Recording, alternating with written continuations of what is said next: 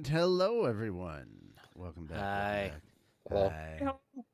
Hi. I don't know where we're at. I need to check the freaking YouTube channel. We're and see where chapter we're at. 2. No. I know where we're at in the book. I need to check and see where we're at on the. Let me finish my statement before you jump in. I need to check the channel at some point and see where we're at and if we haven't missed anything, because I want to make sure we don't miss uploading any or exporting to YouTube. I need to give the password and everything to other people as well so that they can start uploading shit. I know the Toradora preview just went up a couple hours ago, it looks like. What are you talking about? Toradora episode 4 preview. My guy, two different channels we're talking about. We're talking about two different channels. I'm talking about the light novel channel, like uploading these, making sure the streams.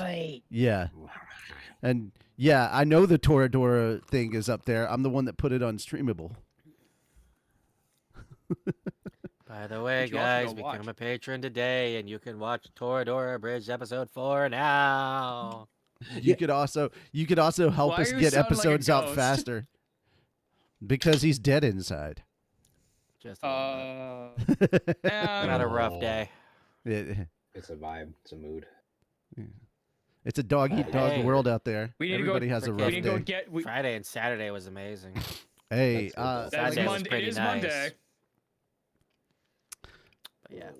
It's Friday. I'm in love. Yeah. All right. Anyway, today it's back to Shem reading, so he will be picking up with chapter 2, and moving forward. I don't have any major announcements. Pardon me. I don't have any major announcements that I want to get to in the beginning, but I'll do them towards the end. Stick around for the people who want to stick around. Okay. Give them a little treat for hanging in there with us for a couple hours. Also, guys, we apologize. We apologize if Shem's voice is too fucking calming and it makes you like it's just the perfect voice to relax to. We're not apologizing, really. I'm just being silly. But it is also true. It has come to our attention that listening to Shem read is like smoking weed if it relaxes you. So I'm like, it induces serotonin in the brain, apparently. Yeah. Is that right, serotonin? The one that makes you fall asleep? What? Am I getting that right? I don't think serotonin is the one. Is it serotonin or melatonin? Melatonin. That's the one. Melatonin. Melatonin. Yeah, melatonin is the one that makes you drowsy. I think serotonin is like the activation of neurons. I think serotonin is what I feel every time I see boobies. Not wrong. Exactly. Serotonin is what I get every time I see boobies. So testosterone. Testes. Wait. Yeah. The alpha male Italian eats testosterone. Yeah. Yeah. It's so dumb. I hate that. Oh man. I need to try to figure out something for protein or something like protein powder or whatever. It's like, what do you drink? How you drink protein or whatever? I can't think of it. What is thinking? What is love? What is Baby, brain? don't hurt me.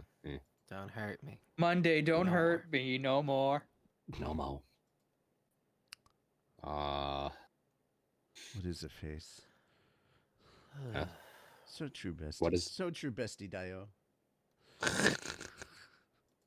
It still makes me smile so big when I'm listening to the Konosuba outtakes, because the very first thing is me talking with Carrie about, well, literally I introduced Carrie to Henya and showed her like the Henya frog video, and she's just laughing about that. So that's literally the very angry genius frog video. And, yeah. Like I introduced her to Henya via that noise. Because I was telling her, I was like, you just need to be like a little angry VTuber. And she's like, what? And I'm like, so be like Henya. And she's like, who? And I was like, oh, you have not been blessed by the kettle? Let me introduce you. Allow me to be the first. Allow me to introduce you to the kettle. Allow me to open the door. Like you have your white glove on. It's like, oh, good sir. And you should have heard what the kettle said about the pot. Nah, shut the fuck up. All right, anyway, I get Just it. screaming. we just got done. Look, we just got done talking about the fact that shim weed. is weed. Okay, we don't need to hear everybody's thoughts about the pot. Yes. All right. I'm I was dumb. talking about sleeping. I don't know what you're talking about. I was talking fluff up your about. pillows. I was making a reference to what Moon said. It's not all about you, Sonic. But no. You've heard of Where's Waldo? Here's a new game called Spot the Pot. That's good. Pop One. on Points pot. for the Nice. alliteration. Extra points for Yes. the alliteration. Thank I you. love that. Yeah. Write that Yes. down. The rhyming That's scheme technically was not just nice. alliteration because it's Spot the pot rhyming. SP versus P. Yeah, I get- It's I either get- rhyme. There's another one. You for, know what I meant, smartass. syllables. Yeah, I knew what you meant, but like Uh, you know what it is. The It chat just was is gonna correct good me. I rhyme. don't need you to do it too. I mean, I'm technically in chat too, so. How dare Oh my. Oh, what, you he's, don't he want can't- my He's view. not allowed to you read. don't speak for chat? I never said I spoke for chat. I'm just said I'm Alright. in chat. He's just reading Maybe chat. it's There's a even- difference. No, I'm not reading chat because there's nothing to read. There's. I was just to say Oh. somebody has to type something in order for somebody to read chat. All right, we've goofed Yes. around plenty. Let's go ahead and get started. Okay. Okay, boss. Chapter 2. Okay. The Luster Grizzlies. Okay. Yes. The next morning, I dutifully headed over to the northern gate of the city.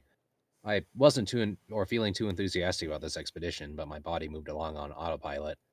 I'd actually gathered some information on the Luster Grizzlies and this Lake Kukuru place before I went to bed. The habits I picked up on the Demon Continent must have kicked in. I looked around the dark, quiet streets. Suzanne hadn't specified an exact time to meet, so I showed up as early as I could. It didn't look like they were here yet. It was hard to say without any clocks around, but it was probably around 4 in the morning.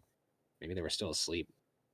Honestly, I hadn't got that much rest last night. It was cold here, for one thing. I might have been a little nervous about teaming up with a group of people I didn't know too well. They were taking their time. When ventures set off on a job, the general rule was that you met up first thing in the morning. They would come too early this time, but it beat showing up late. The last thing I needed was to get left behind and end up moping around by myself all day. It wasn't like I was the only one out here either. There was another party hanging around near the gate as well. They seemed to be waiting on one last straggler. Still, it was possible that I'd gotten the wrong idea at some point. Maybe they wouldn't be coming until noon. Might make sense to leave later if you decide to arrive at your destination at a specific time, but then again, I told them which inn I was staying at. They worked out a different departure time when they have gotten in touch with me. Oh. Just as my thoughts were starting to spin in circles, I spotted a small group of people walking towards me through the morning mist. "Hey there!" cried Suzanne from the head of the column. "You're here early. You didn't seem too enthusiastic yesterday, so I sort of assumed you'd keep us waiting. I just woke up a little early today, that's all." Suzanne seemed amused.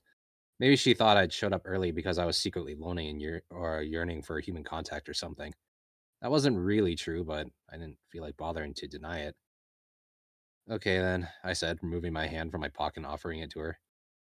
"Thanks for having me as a temporary member of your party. My name's Rudius Greyrat. I'm a magician and A-ranked adventurer. Like I said yesterday, I'm good at support magic."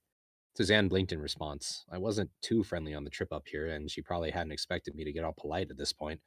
I hadn't planned this in advance. It just felt like I ought to formally introduce myself, at least. "Well, my name's Suzanne. I'm the sub-leader of Counter Arrow and a warrior by trade. I fight in the front line." "Sub-leader? You're not the one in charge?"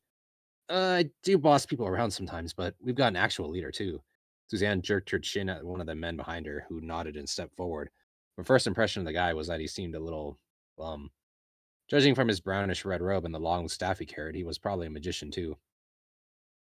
"It's a pleasure to meet you. I'm Timothy, a magician. My specialty is offensive magic, and I fight on the back line.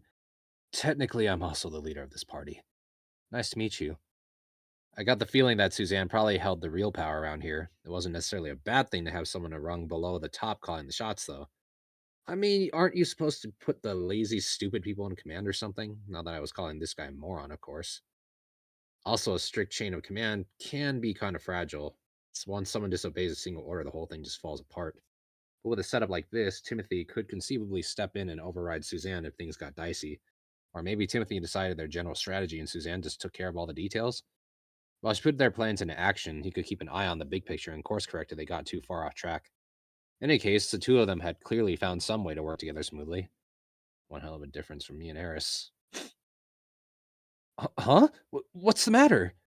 Sorry, this just brought back some memories, that's all. I see. My condolences, Rudius. The leader of your former party must have been a wonderful person.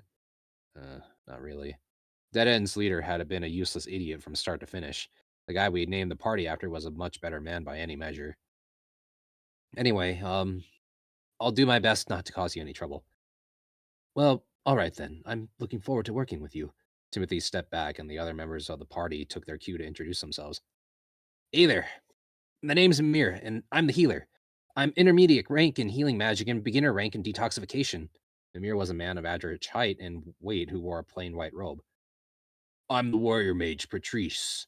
Don't. Oh, this is the. Oh, okay, yeah, this was one of them. I'm the warrior mage, Patrice. Don't expect too much on the mage front, though. I only know the beginner tier wind spells.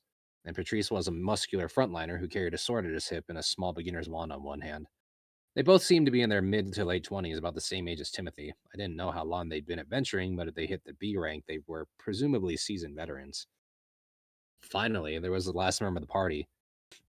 I'm Sarah. I'm an archer. I fight from the midline, who for some reason was glaring at me again. Sarah was notably younger from the other four members of her party. She was probably in her mid-teens, right on the verge of adulthood, by the standards of this world. I don't know if it was her sharp expression or the fact that her facial features were classically Asuran, but I felt like she kind of resembled Eris. At least a little. What? You have something to say? Sorry, no, it's nothing. Her glare was getting even fiercer, so I averted my eyes. Just for your information, I'm not happy about this. I am only putting up with you because Suzanne insisted, okay? If you screw up and get someone killed, I promise you'll regret it. They didn't bother trying to placate her. It was always better to get along with your teammates, of course, but it wasn't like we'd be working together for very long. She was going to be this hostile, I might as well just keep my distance. Cut it out, Sarah. But Suzanne, look, someday we might not, or we might go our separate ways, right? You might end up having to join a new party full of strangers. Wait, what? Are you going to disband the party or something? It might happen eventually, and if one of us dies, we'll have to bring in someone new to replace them, you know? Suzanne sighed and shook her head. Back in Asura, you could get away with rejecting teammates who annoyed you, but from now on, that might not be an option. It's about time you learn to work with people other than us. Now things made a bit more sense. Suzanne hadn't just invited me out of sympathy, she was using me as a teaching tool.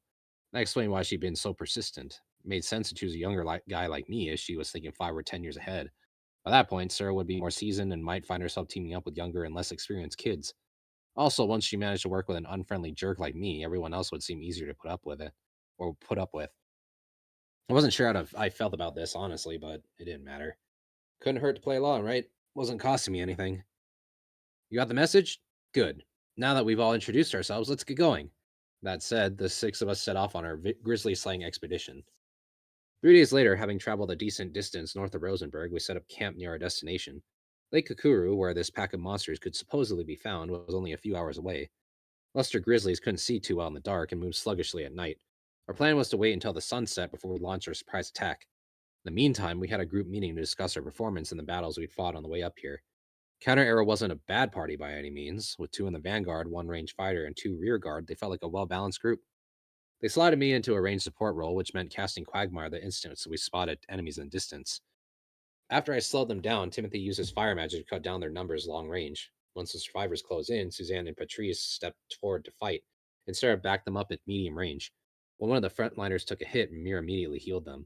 We took out plenty of monsters on the road north, and this plan had always worked out smoothly enough. Suzanne, Timothy, Mimir, and Patrice definitely knew what they were doing, but they weren't exactly on Breedred's level, of course. But when it came to teamwork, they put Eris to shame. That said, I couldn't help but feeling a little underutilized since casting Quagmire was literally my only job. Decided to put forward a few proposals. Maybe I could switch over to support when the enemies reach our front line? Unfortunately, Sarah shot down all my ideas one by one. You don't know how Suzanne and Patrice fight yet. We don't need you hitting them by accident. Just stay put. Okay, then. Why don't I help Timothy thin down their numbers after I slow them down? Magicians are supposed to keep some mana in reserve during longer battles, stupid. You just stop them in their tracks. That's all we need from you. Could I at least move forward once the enemies close in on us then? Do you want me to shoot you in the back or what? To be honest, I felt like I was fighting with my hands tied behind my back. I joined the attack with Timothy, we could probably have wiped out most groups of monsters at long range instead of letting them get close enough to hurt the frontline fighters. Still, efficiency wasn't everything. Sarah was getting more practice this way after all. I'd done something similar on the demon content myself, and at the end of the day, I was only a temporary member of this party. I didn't have much choice but to keep my mouth shut and try to learn their ways of doing things. As long as I could think on my feet in an emergency, it did make sense to hold back instead of trying to do everything myself. Teamwork was a skill you had to build up through practice, after all. Wasn't sure I could act quickly under pressure, though. Look, you're not really a party or a member of this party, okay? Just do what you're told and try not to make a nuisance of yourself. All right. Sarah certainly didn't seem very interested in learning to work with me either. It sure felt like she hated my guts. Maybe because I'd made such a lousy first impression. Wasn't like I needed to make friends with her, but this open hostility brought back some memories that stung a little. When I first started as Eris' tutor, she treated me the same way for a while.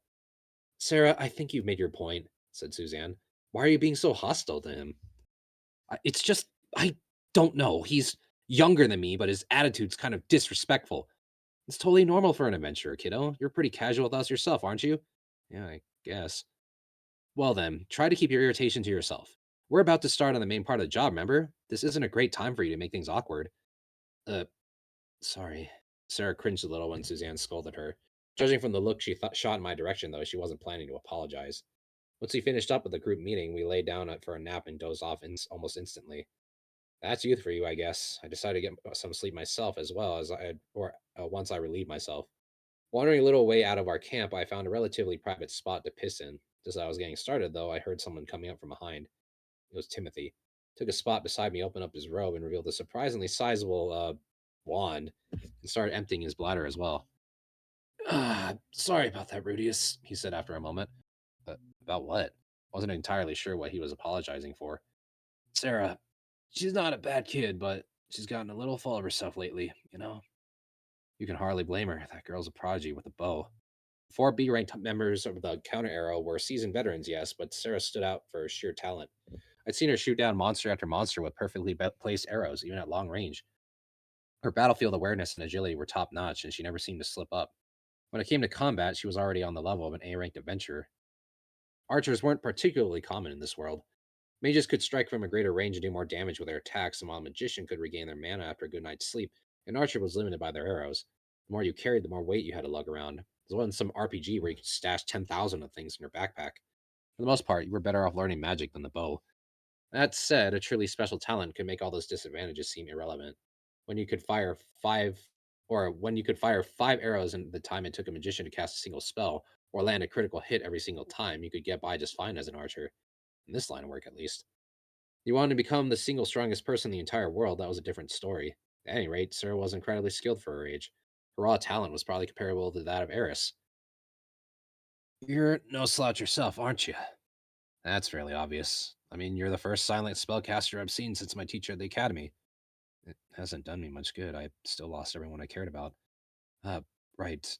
My apologies. Silent spellcasting was a helpful skill, of course, but knowing a few tricks like that didn't make me special. What good was any of it if I couldn't keep a single girl happy?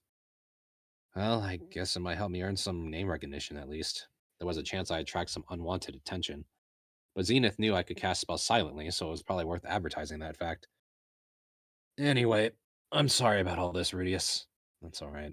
This was kind of interesting, though. Maybe the other older members of the party had realized I was more capable than I looked after all. I guess they learned how to size people up over the years. Those 4 were very good at fully utilizing every tool and resource at their disposal. In terms of raw combat strength, they were probably comparable to highly skilled C-ranked adventurers, but through sheer efficiency and coordination, they got by just fine as a B-rank party. Counter Arrow was more than the sum of its parts. They knew their own capabilities and they divided tasks accordingly. That didn't leave much room for anyone to mess around or experiment, though. When Sarah told me to stick to my basic duties, they scolded her for her attitude, but didn't actually contradict what she was saying. That was partially because they wanted her to get more practice, but it was also a reflection of their methodical, systematic approach. There was a downside there. Since we never experimented with anything other than their set strategies, they didn't know exactly what I could and couldn't do. That might lead to some serious problems, especially if they overestimated me. Timothy and the others have been keeping an eye on me, of course, but they were also trying to see how well they could deal with the monsters in this unfamiliar country. I could just tell them my own strengths and weaknesses, but they'd probably take my claims with a grain of salt. You gotta wonder why they'd even brought me along under the circumstances, but The sympathy thing was probably irrelevant there. People don't always act in purely rational ways. It doesn't really bother me. Right now, all I could really do was stick to my role as a quagmire casting robot and try not to overthink things. Thanks for being so understanding. We'll be heading out once the sun sets, so try to get some rest until then. Sure. With a nod to Timothy, I headed back to the camp to catch a few hours of sleep. The Leicester grizzly was a bee-ringed monster, one of the more common kinds found in the northern region of the central continent. In appearance, it was basically a large bear with a white coat and a single black stripe that ran vertically down its middle. But they differed from most bears in a few important aspects, or important respects. They moved in sizable packs, and when winter drew near, they worked together to build up huge collective stockpiles of food. At that time of year, their attacks on humans grew much more frequent. That said, they were comparatively mellow in the summer months, when they tended to hang around sources of water to mate. Adventurers often took this opportunity to exterminate them. The standard method of dealing with a large pack was to find them during mating season and launch a surprise attack at night. All right, then. After clambering up to the top of a slight hill near Lake Okuru, we spotted the Leicester grizzlies in the distance. We were downwind from them and well hidden by the brush. There wasn't much risk of them noticing our presence, especially since they were fast asleep after copulating all afternoon and evening. Leicester grizzlies didn't bother digging holes to sleep in. They got tired, they just flopped on the ground like sea lions. We were going to fire magic at them from a distance, hopefully killing many of them and sending the others into a panic. Once they did start running our direction, there wouldn't be enough of them left to give our close range fighters any trouble. Assuming everything went according to plan, of course. What have we got, Sarah? Looks like there's about 20 of them. As we lay flat on top of the hill, Sarah peered out at the distant group of monsters. Unsurprisingly, she had the best eyes in the party. If she thought there were 20 of them, I was going to have to take her word for it. In the darkness, all I could make out were a few little white dots scattered around maybe 300 meters away. From this range, Rager could have given us a precise report on their numbers in an instant, but he wasn't here, so there wasn't much point thinking about it. Do you think we could take them? Murmured Suzanne. We'll be fine. Right, guys? Said Sarah, turning back to us with a face filled with confidence. I wasn't sure how quickly Leicester Grizzlies could run, but we did have a positional advantage. I could slow their charge down with a well-placed quagmire, and since we'd all gotten some rest beforehand, Timothy, Patrice, and Mimir had plenty of mana to work with. All right, then, said Timothy. Let's get started. Suddenly, everyone was laser focused on the task at hand. 20 grizzlies did seem like a manageable number, but that was no reason to get overconfident. I clutched my staff tightly in my hands and stared intently into the darkness, just like the others. Let the vast and blessed flame converge at thy command. O raging fire, offer us a great and blazing gift. Great fireball! Quagmire! Just as Timothy finished the incantation for his intermediate tier fire spell, I transformed a large patch of ground into a thick, muddy bog. I tried to place it just inside Sarah's range of fire. If the grizzlies were stopped in their tracks here, she'd be able to pick them off with ease. Let the vast and blessed flame converge at thy command. O raging fire, offer us a great and blazing gift. Great fireball! Timothy had already launched a second great fireball in quick succession. The thing had to be 2 meters in diameter, but it hurtled through the air with impressive speed. I watched as it struck one of the grizzlies. Even from this distance, I could tell the monster had died instantly. I'd seen Timothy do this a number of times on our way up here, but his great fireball really was remarkably powerful, quick, and precise. You could tell he had a great deal of experience casting it. They spotted us! One by one, the roaring, furious Leicester grizzlies began to run in our direction. Some of Timothy's fireballs missed their targets now that the monsters were in motion, but he still managed to pick off quite a few of them as they drew closer. Everything was going smoothly so far. By the time they reached the spot where I placed my quagmire, half the grizzlies were dead. Since Sarah would be taking more of them down from this point on, it seemed possible we'd wipe the creatures out before they even got close. Pretty easy for an A-rank job, really. Or so I thought for a fraction of a second. Huh? Just before the pack of Leicester grizzlies hit my quagsires, one of the Timothy's fireballs briefly illuminated the area all around them. There were other shapes moving through the darkness, many other shapes off to the side of the bog that I created. Whatever they were jet black, the same size as the Leicester grizzlies. What? Are those black grizzlies? Shouted Sarah. When I heard those words, something clicked inside my mind. Those shapes were Leicester grizzlies, all right. They were just covered in mud. For all intents and purposes, they were wearing camouflage. Of course, it wasn't mud from my quagmire. There must have been another pack at the lake, sleeping in a boggy area not far from the group we spotted. When the pack next to them came under attack, they woken up and spotted us. There's way too many of them! Retreat! Retreat! Flustered, Timothy shouted the order to fall back. It was an understandable reaction. The second pack was huge. There had to be more than 60 of them. They were all rushing right at us, faintly visible thanks to the small fires left behind by Timothy's magic. Guess we'd made a snap judgment that we couldn't hope to win this fight, but to be honest, it was a little too late to be retreating now. Ideally, we would have noticed this pack before we attacked the other one and decided not to risk this in the first place. been a serious mistake not to scout the area during the daylight hours. We can't fight them here, Suzanne shouted from somewhere in the darkness. Fall back to that place we found on the way. Earlier on, we found a natural choke point where we could leave the grizzlies in case their numbers proved too much to handle. We made it there and regrouped, but again, it was too late for that. To reach that choke point, we need far more distance between us and the monsters, and a huge quagmire in their path to slow them down. We couldn't hope to get away from a pack of luster grizzlies running at full tilt with no obstacles in their way. There just weren't any good options left here. It's no good. They'll catch up to us. I'll keep them busy. The rest of you make a run for it. Suzanne! Suzanne had stopped dead in her tracks. Sarah spun around, her face pale and fearful. No, I'll stay behind. This is my fault. I'm the one who didn't notice them. You wouldn't even slow them down, kid. Don't be an idiot, Suzanne, said Patrice. There's too many of them for anyone to hold off alone. If you're not running, nobody is. All right, let's show them what we're made of, cried Mimir. Abandoning the attempted retreat, everyone lifted their weapons and prepared to fight. The pack of luster grizzlies bore down on us with ferocious speed, loud and violent as an earthquake. Even in the darkness, it was a terrifying sight. Sarah's legs were trembling. She wasn't the only one either. Suzanne, Mimir, Patrice, and Timothy all looked like they were staring death straight in the face. Not a single one of them tried to flee. As I stared at the five of them, I felt my heart pounding in my chest. Was it because the luster grizzlies were closing in on us? No, definitely not. I didn't even feel important. It was Suzanne and Sarah and Timothy, Mimir, and Patrice. For some reason, looking at them stirred something in me. My breath grew rough. I didn't know what this emotion was exactly, but it was intense. Something about the way that we were facing down that horde of monsters really struck a chord with me. At some point, I reached in my pocket to clutch at what I had in there. What are you doing, Rudius? Shouted Patrice. The others all glanced back in my direction. For an instant, I saw their faces. There was no despair on any of them, not even Sarah's. They were all desperate and determined to find some way to survive. Even now, none of them had given up. None of them had accepted their own death. I knew in that instance why they'd chosen to stand their ground and fight. I read the answers on their faces.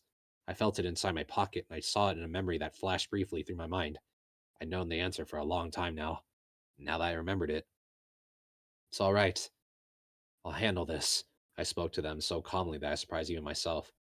Keeping my emotions hidden as best I could, I pointed my staff directly at the onrushing group of mud-coated luster grizzlies.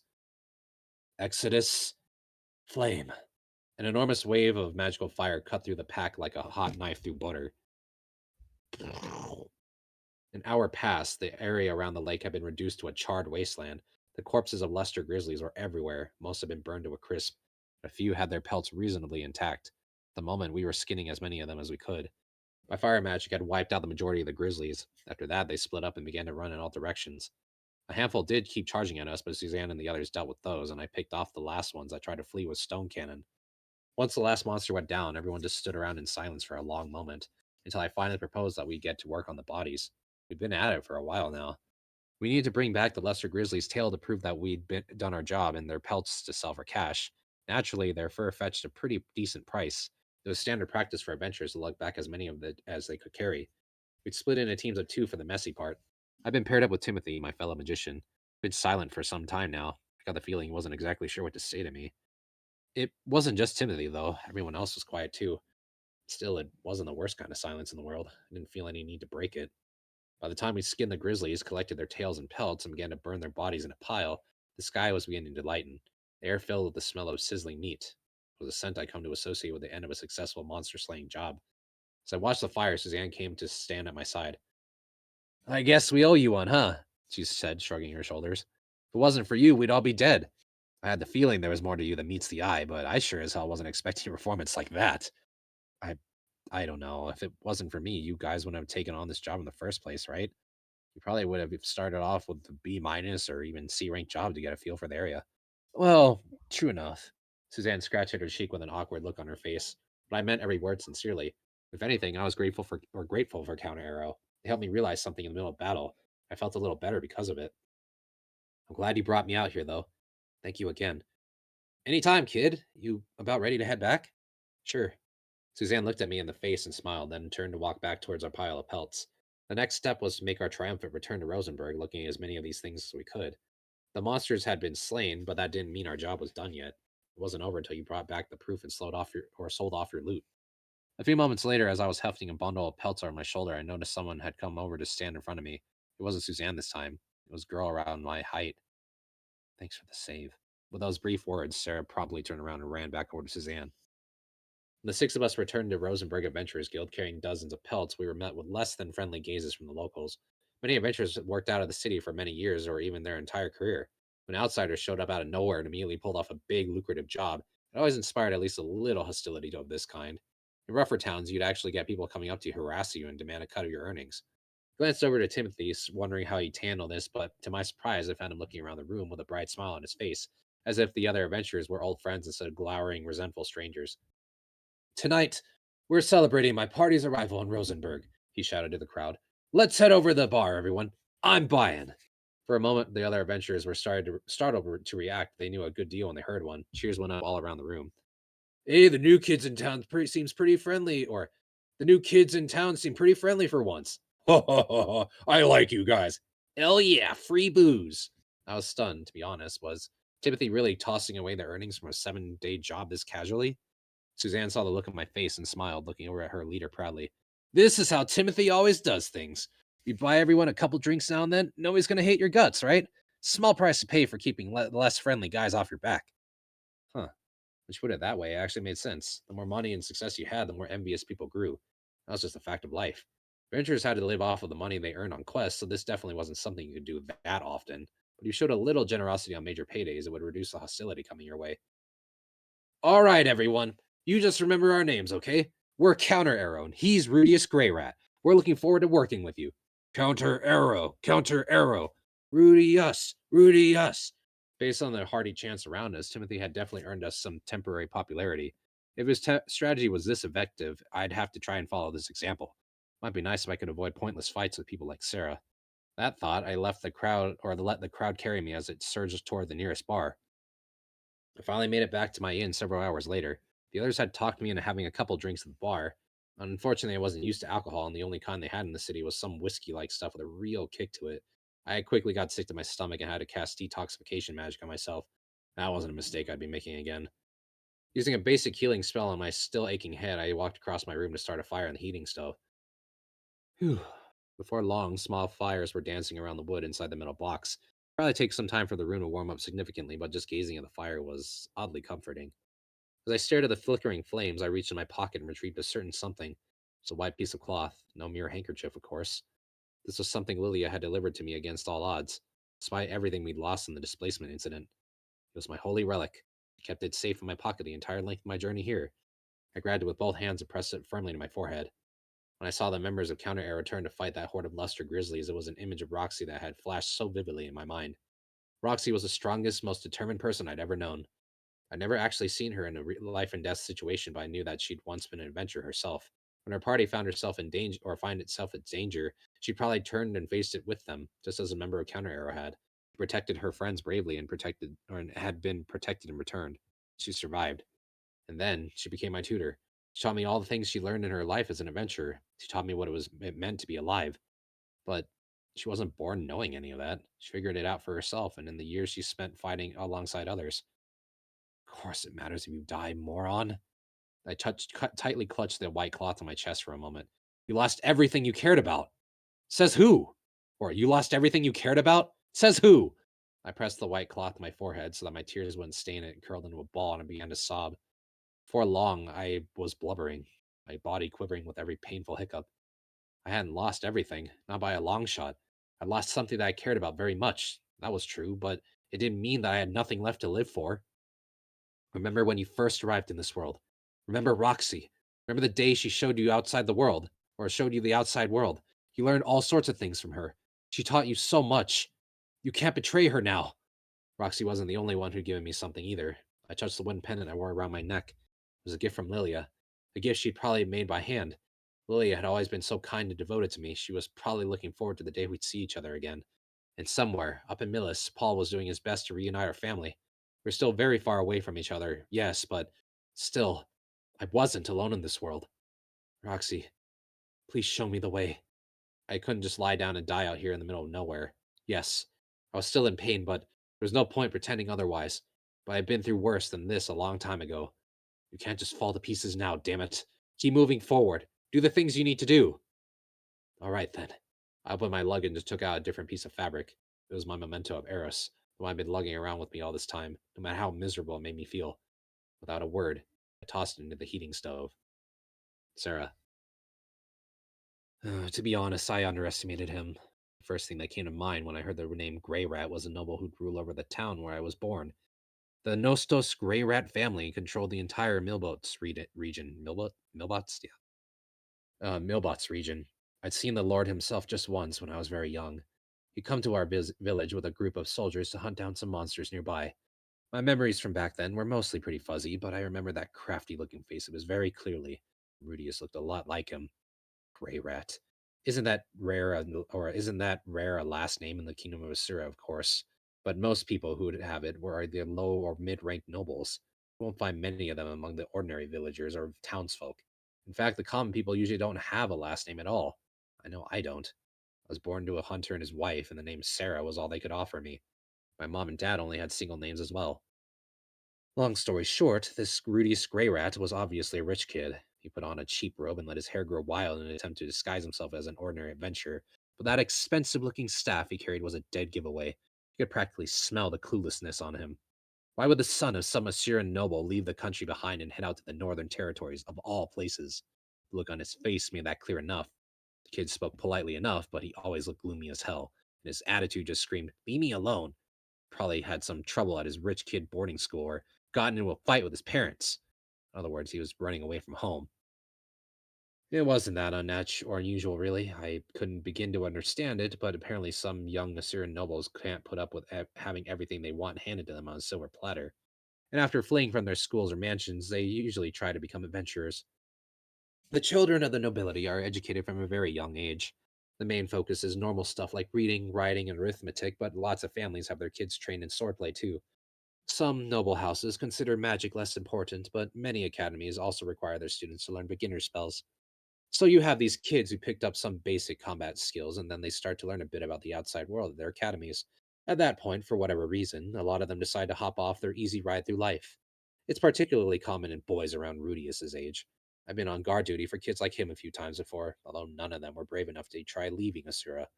The majority only lasted for a job or two before they got scared and headed back to where they came from. Of course, every once in a while, one of them turns out to have some actual talent and becomes a real adventurer, but I never met one. I figured Rudius was just another one of those rich kids. I've always hated those kids. They're born into wealthy homes and handed excellent educations. They can live in luxury and never have to work. A lot of people like that trying to become adventurers made me furious. Maybe it wouldn't bother me so much if they were actually committed, but in my experience, they're never ready to risk their lives the way we have to every day. When some monster takes a swipe at them or another member of their party's in danger, the rich kids always turn tail and run. The reason for that's simple enough. They've still got somewhere to run back to. When things got too ugly or scary, they can always just head back home. Even as they try to become adventurers, they've always got that backup plan stashed in the corner of their mind. It doesn't even occur to them that some of us don't have that option. They don't even realize that some people have to spend the rest of their lives as adventurers, and they drag us along on their pointless little games, never sparing a thought for what might happen to us if we get injured badly enough to lose our livelihood. I'd assume Rudius was just another one of those useless brats. The story about his missing mother shocked me at first, but after a little while, I started to think it was probably a lie. Probably seemed more likely that he just wanted to prove how different and special he was by playing at being an adventurer in the Northern Territories instead of Asura. I figured he'd run off if things ever got even slightly dicey. So I tried to keep his role in our party to a minimum, hoping to at least keep him from sabotaging us. To be honest, I underestimated him. Instead of running for his life, he'd wiped out that massive pack of Luster Grizzlies almost single handedly. He was clearly an advanced or even saint tier magician for some reason. He'd hidden that from us. That only annoyed me even more. There was no denying that he'd save our party, so I did say thanks, but I still wasn't feeling especially grateful. Come on, Sarah, how long are you gonna sulk? Who says I'm sulking? My irritation hadn't faded even after we returned to our inn. I didn't want to admit that this one rich kid was any different from the others. He was still an aristocrat, and I hated aristocrats.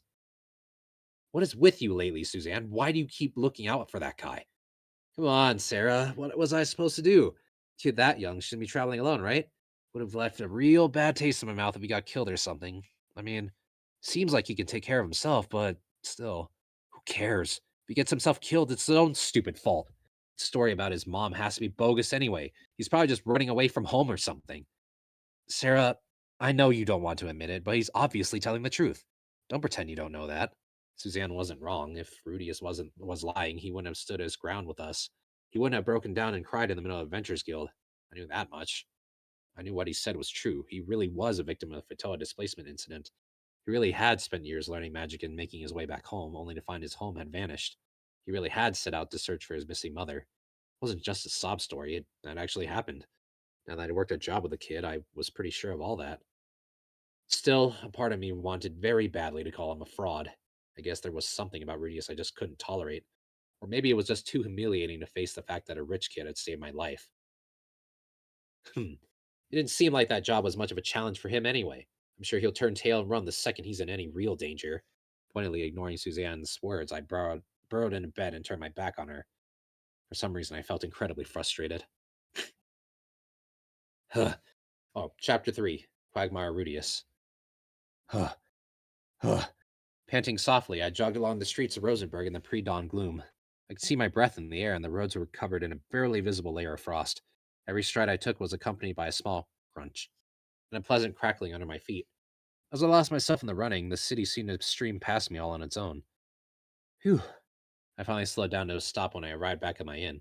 Breathing heavily, I looked down and murmured, "How did you like the run today, boys?" To my trembling calves. Incidentally, I'd recently named my right leg Tyndalos and my left leg Baskerville. I wanted to inspire them to grow as quick and nimble as a pair of bloodhounds. Oh, yeah? Yeah. Good boys. Good boys. Both of my pups were cavorting happily at the moment, so I paused to pet them a little. I always made sure to follow up our walks with a nice, thorough massage. Healing magic was out of the question. Spells could numb the muscle pain, sure, but they really couldn't convey my gratitude. That was a great effort today, guys, I whispered. Oh, that was a great effort today, guys, I whispered, gently squeezing my aching calves between my fingers. 1 sec. The more love I showed these two, the more love they offered me in return. My muscles, at least, would never betray me. They always repaid my affection in kind. Of course, our relationship would fall apart quickly if I hurt them badly or stopped giving them attention. I had to treat them both with the utmost care, but if I ever landed myself in a real mess, our bonds would prove invaluable. Whoops, don't worry, I didn't forget about you two. Now that I was done with my legs, I turned my attention to my arms. My right was now Hulk, and my left one was now Hercules. I was hoping this might encourage them to mature into a pair of brawny monsters. I made a point of giving these boys some attention after seeing my legs. As a magician, I didn't have to rely on the strength of my arms that often, but it did come in handy every once in a while. People use their arms for all sorts of things. You don't work on them at all, you'll come to regret it sooner or later. Hulk and his brother were very jealous, and thanks to their excellent connections, they know right away if I was planning to neglect them. Last thing I needed was for the boys to start sulking. Okay, let's try 100 push-ups, starting from the top. I stretched out face down on the floor, and began to raise and lower my body at a leisurely pace. Hitting an arbitrary number wasn't really the important thing here, of course. The goal was to train my muscles. Soon enough, Hulk and Hercules were quivering with joy. I murmured words of encouragement and pushed them even harder. This wasn't easy for me, but it was tough on them as well. Still, the memories of our common struggle would bring us closer together and make us stronger. Whew. Okay, there we go. Nice work, guys. Once I finished up, I massaged and iced my aching muscles while offering a few words of gratitude. Hulk and Hercules both seemed contented. I clearly earned myself a few more affection points today. Another solid workout in the books. Excellent. After cleaning myself off thoroughly in the bath, I offered my usual prayer to the altar I'd set up in one corner of my room. Well then, please watch over me today, Master. I removed my holy relic from its shrine and folded carefully and slipped it into my pocket. Ordinarily, removing such an artifact from its resting place would be an act of blasphemy, but I couldn't risk it being stolen. It was common sense not to leave any truly valuable objects lying around in a rented room. Okay, hopefully there's a decent job or two on the board. Having changed in my robe, I left the inn behind and headed for the guild. Several months had passed since my arrival in the city. Apart from restarting my physical training, I'd been working to establish myself as an adventurer, following my initial plan. Hey, Quagmire, thanks again for your help the other day. Always nice having you to lean on, kid. Yeah, your timing with those support spells is really something. I think I learned a thing or two. All things considered, I felt like I'd gotten off to a pretty decent start. I should be thanking you, everyone. I was just helping out a little. Things only went so well because of your talents. Yeah, you're too modest, kid. After all the work you put in, I was expecting some trash talk. Hell, we'd let you into our party for good if you wanted. Well, Hey, we ain't supposed to recruit him, remember? Whoops, my bad. I was still essentially operating as a solo adventurer. Whenever I saw a party debating whether they should take a challenging job, I approached them and offered my services as a mercenary. Over the last few months, I'd helped out many different groups. My asking price was 1/10 of the monetary rewards, in addition to a 50% cut on whatever loot I could carry back. The Adventurers Guild apparently frowned on these sorts of temporary arrangements, but I wasn't breaking any actual rules, and so far they were letting it slide. The people staffing this branch had presumably heard that I had lost my party and was searching desperately for my mother. I had a feeling they were taking it easy on me out of sympathy. Moved out to a new city, I'd probably need to start joining the parties I work for on a temporary basis. At the moment, though, I still wasn't comfortable with the name of adding a new party, or wasn't comfortable with the idea of adding a new party name to my bottom of my card, even for a few days. Anyway, we made a good call working you along, kid. Looking forward to working with you again. My general strategy was to behave in a modest, friendly way while also making my presence felt in combat. I was working well enough so far. My name was relatively well known around Rosenberg at this point. Hey, Quagmire, called a voice as I walked further in the room. Oh, it's Quagmire, shouted another. Come give us a hand, man. We were just about to head out. Thanks for the offer, guys, but I'm just looking around today. On second thought, maybe my actual name wasn't that well known. Most people seem to know me by the name Quagmire. It was understandable since I tended to cast nothing but that spell in battle. Sometimes I throw in other support magic like Deep Mist when the situation called for it. In any case, most of the adventurers in this guild now smile at the side of my face. Doing my best imitation of Timothy seemed to be paying off, and it didn't hurt that I presented myself as a naive, obliging young magician who didn't know the value of his own services. It's easy to be well liked when you make yourself that useful. Still, the regulars here recognized me and knew my name. At this rate, it wouldn't take too long for a few rumors about me to spread through the city as a whole. Hey, Quagmire! We're leaving town today. I'll send word if I hear anything about your mother out there, all right? Oh, thank you. I really appreciate that. I'd also managed to convince a few traveling parties like this one to keep their eyes open for Zenith when they moved along and left Rosenberg behind. All in all, things were going pretty smoothly enough. Assuming my mother was somewhere in this neighborhood, she'd hear something about me sooner or later. That was a big assumption, of course, but I didn't feel like I was wasting my time here either way. Once I figured out a good routine in Rosenberg, I could easily do the exact same thing in other cities. If I hopped from one town to the next, moving steadily eastward through the northern territories, I could spread the word throughout this entire region. I'd stumble over Zenith eventually. It had taken me 3 months to get to this point, but I was starting to finally feel like I was making some actual headway. If I wanted to be thorough, I might need to spend a year or two or so in every city that I stopped in. In other words, my plan might take a very, very long time to cut out or to carry out. Still, I had to keep moving forward, one step at a time. Isn't that right, Roxy? Hey, look, he's praying again. Leave it alone. Quagmire's just a pious kid. Saw him going at it in the middle of the street the other day. Whoops, that was careless of me. At some point, I reached into my pocket and bowed my head in a reflexive prayer. As long as I held my holy relic, I'd be all right. Could endure anything the world threw at me. With Roxy watching over me, nothing could harm me. I was invincible. I was Mecha the indestructible. Quagmire Rudius, give me a break. Or give me a damn break. Kid's so full of himself. Naturally, there was also a few people who didn't think too favorably of me, but I wasn't about to let that bother me, since they weren't actively interfering with my activities. As long as I maintained my docile, submissive attitude, I'd keep a solid majority of the guild on my side. In a perfect world, I would eventually win over the minority who disliked me too, but for now, I just avoided them instead. Oh, just as I found myself, or I was about to leave the guild, I found myself face to face with an acquaintance of mine. It was Sarah, so to be specific. She grimaced at the sight of me, not the best feeling in the world. What are you looking at? Uh, nothing. Our relationship hadn't changed much over the last few months. I'd clearly gotten on her bad side from the outset. Her tone of voice never seemed to get any less aggressive. You heading back to the inn or something? Uh, yes, I just finished up a job yesterday, so I was planning to get some rest tonight. Fine. We were just about to take on a new job ourselves. You want to tag along? Oh, uh, hmm. Counter Era regularly invited me to join them on their jobs, probably because of my performance on our first outing together. I work with them more than any other party. Due to my overall goal, repeatedly teaming up with a single group wasn't particularly efficient. Once I established a good relationship with a party and told them about my objective, there was little new benefit to repeatedly tagging along with them. Uh, will you be heading out tomorrow? And yet, for some reason, I found it hard to turn Counter Arrow down. I wasn't exactly sure why. Maybe I wanted to repay them for helping me identify some of my weaknesses. Sarah frowned irritably.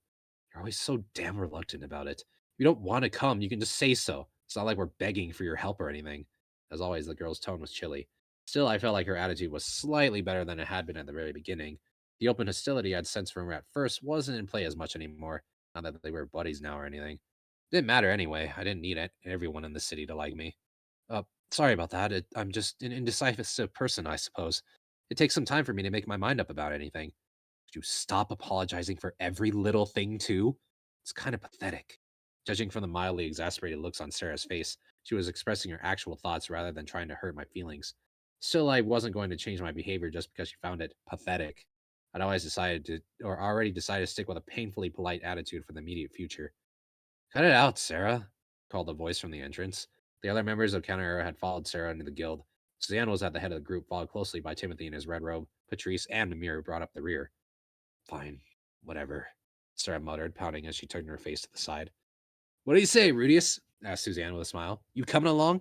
I paused for a moment. Although I called myself indecisive, I already actually made up my mind on this one. For some reason, I just wanted to act like I wasn't sure. Yes, I'll come with you if you'll have me. Sounds good. Let's just pick out a job today, then. Sure.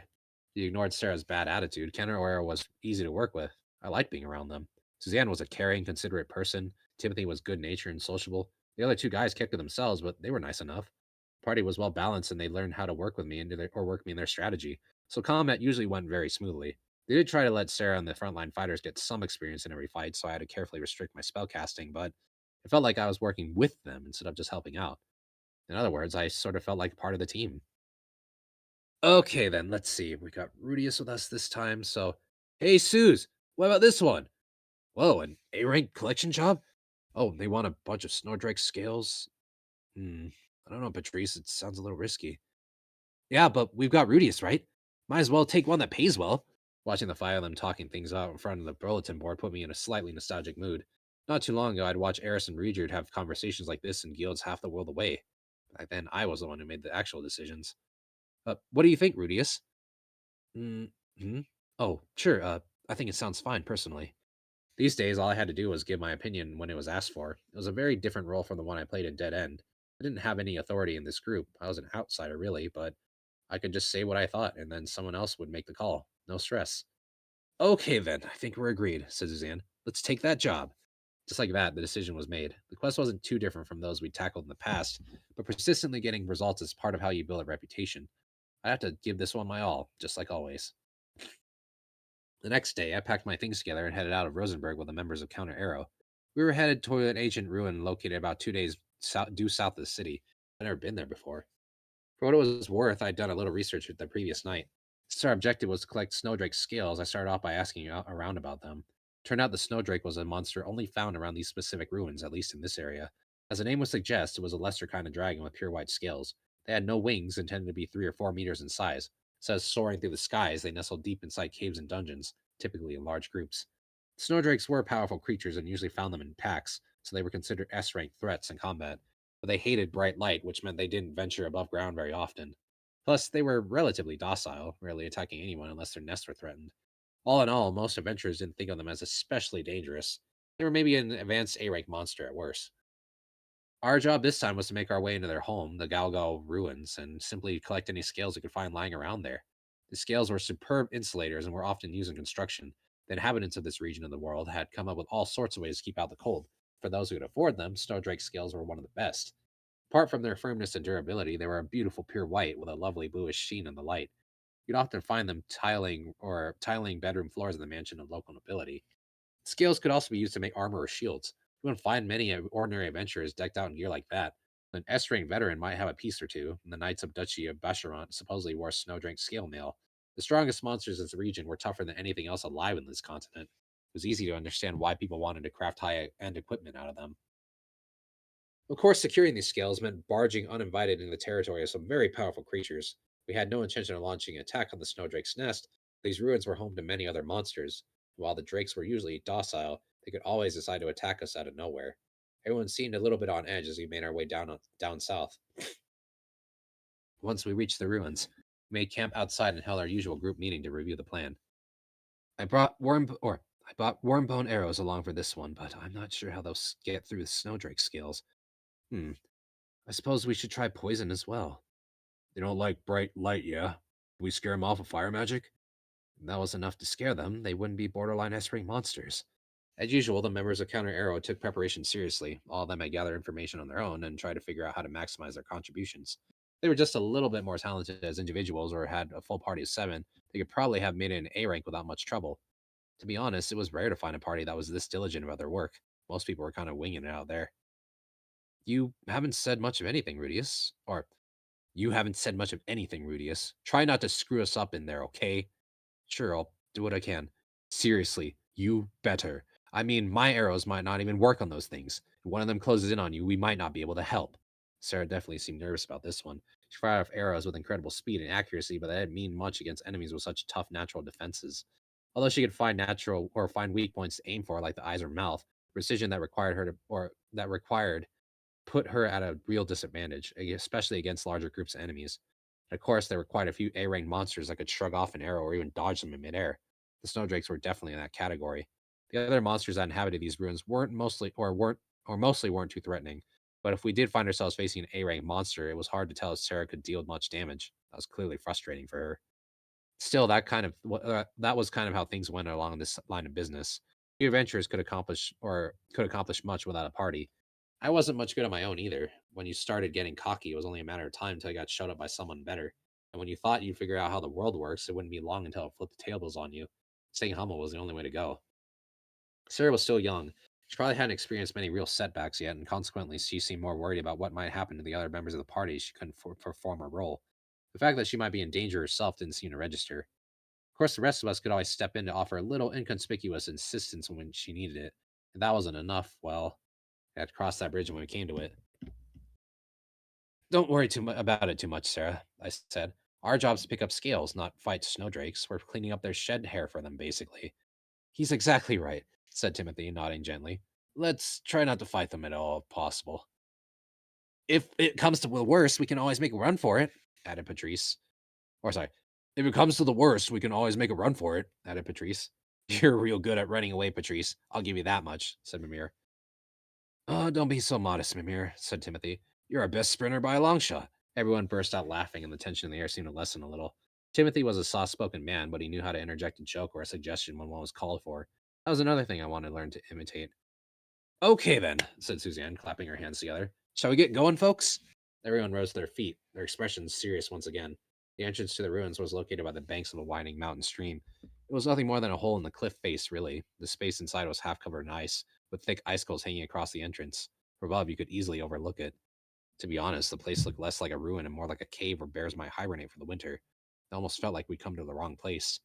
However, this did match the general description of the entrance to the Galgo ruins, which some adventurer had apparently stumbled across 10 years ago, but nobody could give me a specific description of the interior, so it's hard to say for sure. Is that really it? Said Suzanne dubiously. I think it must be, said Sarah, pointing down. See, there's some foot traffic out here. When I squinted at the snow outside the entrance, I spotted the faint remnants of human footprints. It was hard to tell exactly how many people had been here recently, but the place clearly attracted a decent amount of visitors. Are those fresh footprints? Hope we don't have a double booking on our hands here. Nah, those look 5 or 6 days old. Still, there's a chance another party's still inside. Some of these are headed out of the cave, see? They went home, bet they went home already. I half listened to Sarah and Suzanne's conversation as I rummaged through our gear for the equipment we needed inside the cave. Mainly, this meant the torches we prepared in advance. Pull them out and lit them one by one. Torches were essential cave exploration tools. Lamps were an option as well, but a blazing torch could act as a makeshift weapon and keep casting light even if you use it a little roughly. You could toss it aside when a battle began without plunging yourself into darkness. It could be dangerous if you wandered into a chamber full of trapped gases or lit so many fires that you consumed all the oxygen in the area. But if those sort of risks bothered you, it was better to stay out of the caves in the first place. That said, it would have been nice to have a brighter, more reliable alternative to these flaming sticks of wood. Maybe something like a sturdy LED lantern? Ground's frozen in places, guys. Watch your footing in here. I handed out the torches to the entire party, starting with Suzanne and working backwards. Some parties preferred having only a few designated people carry their torches, but Counter Arrow had everyone take one. We didn't have anyone who could see perfectly in the dark, and since there was a dedicated archer in the group, we wanted the best possible visibility. Once we entered the cave, the idle chit-chat came to an end. Moving in single file, we went down the downward sloping path in silence, staying alert for any dangers. There weren't many monsters at the beginning.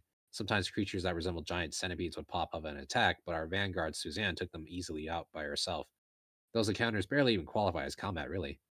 Not that I was complaining. The path we were following was so narrow that it would have been seriously awkward to fight an actual swarm of enemies.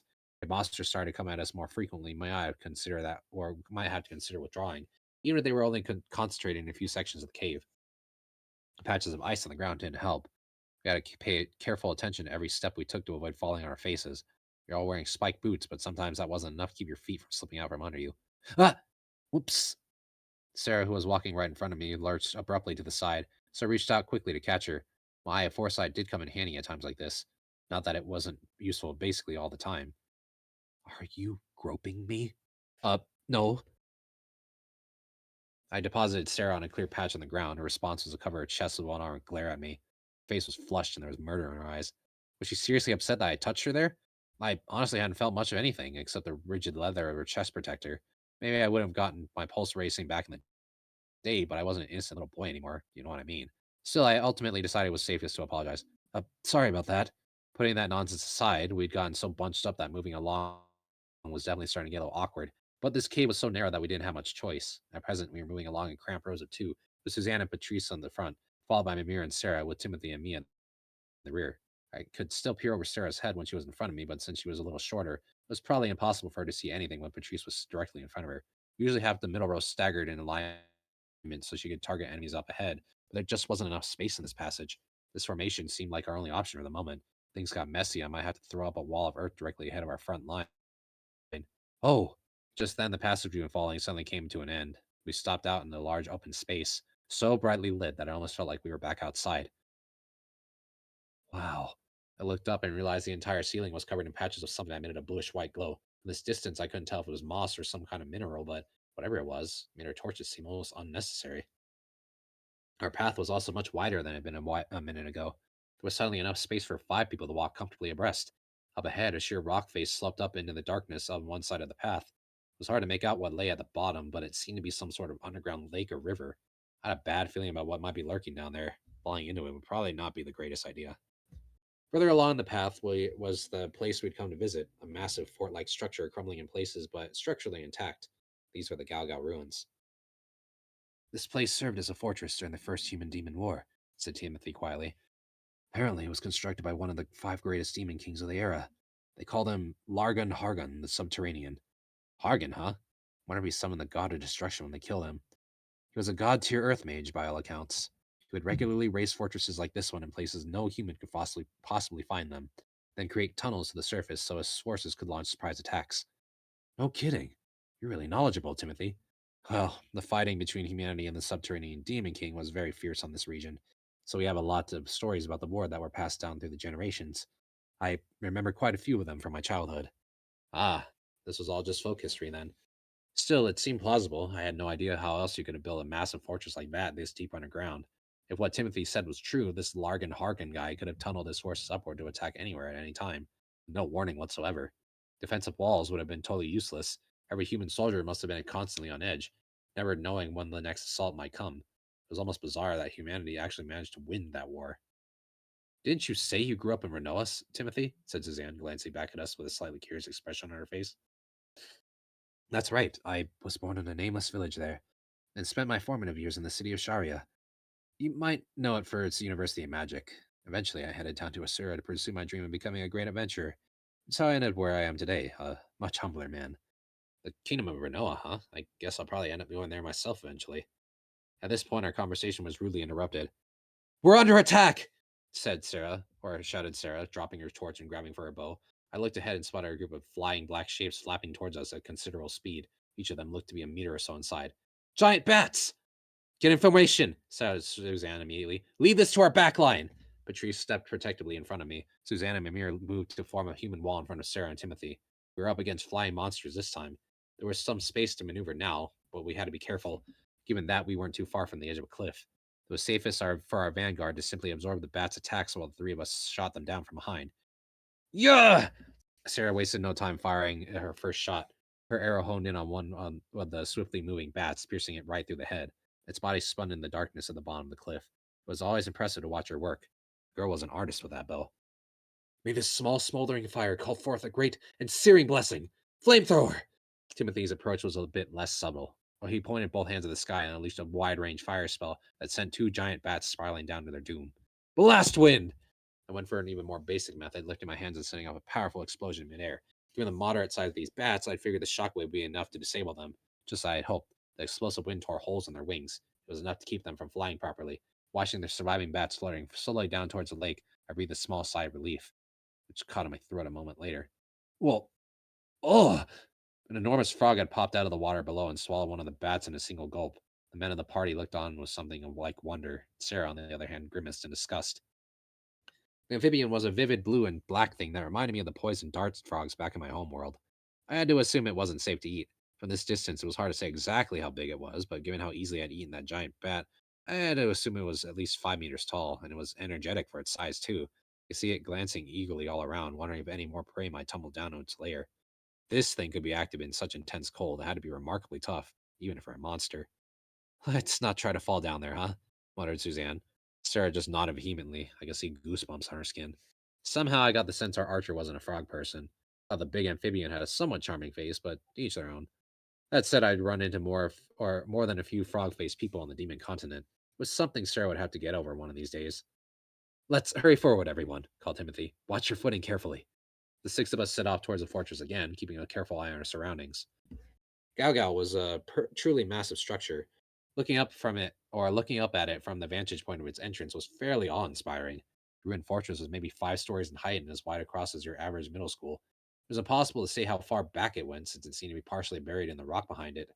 I'd have guessed, though, its depth was probably even more impressive. It wasn't the biggest building I'd seen in this world, but its impact was definitely enhanced by the fact that it was somehow sitting underground.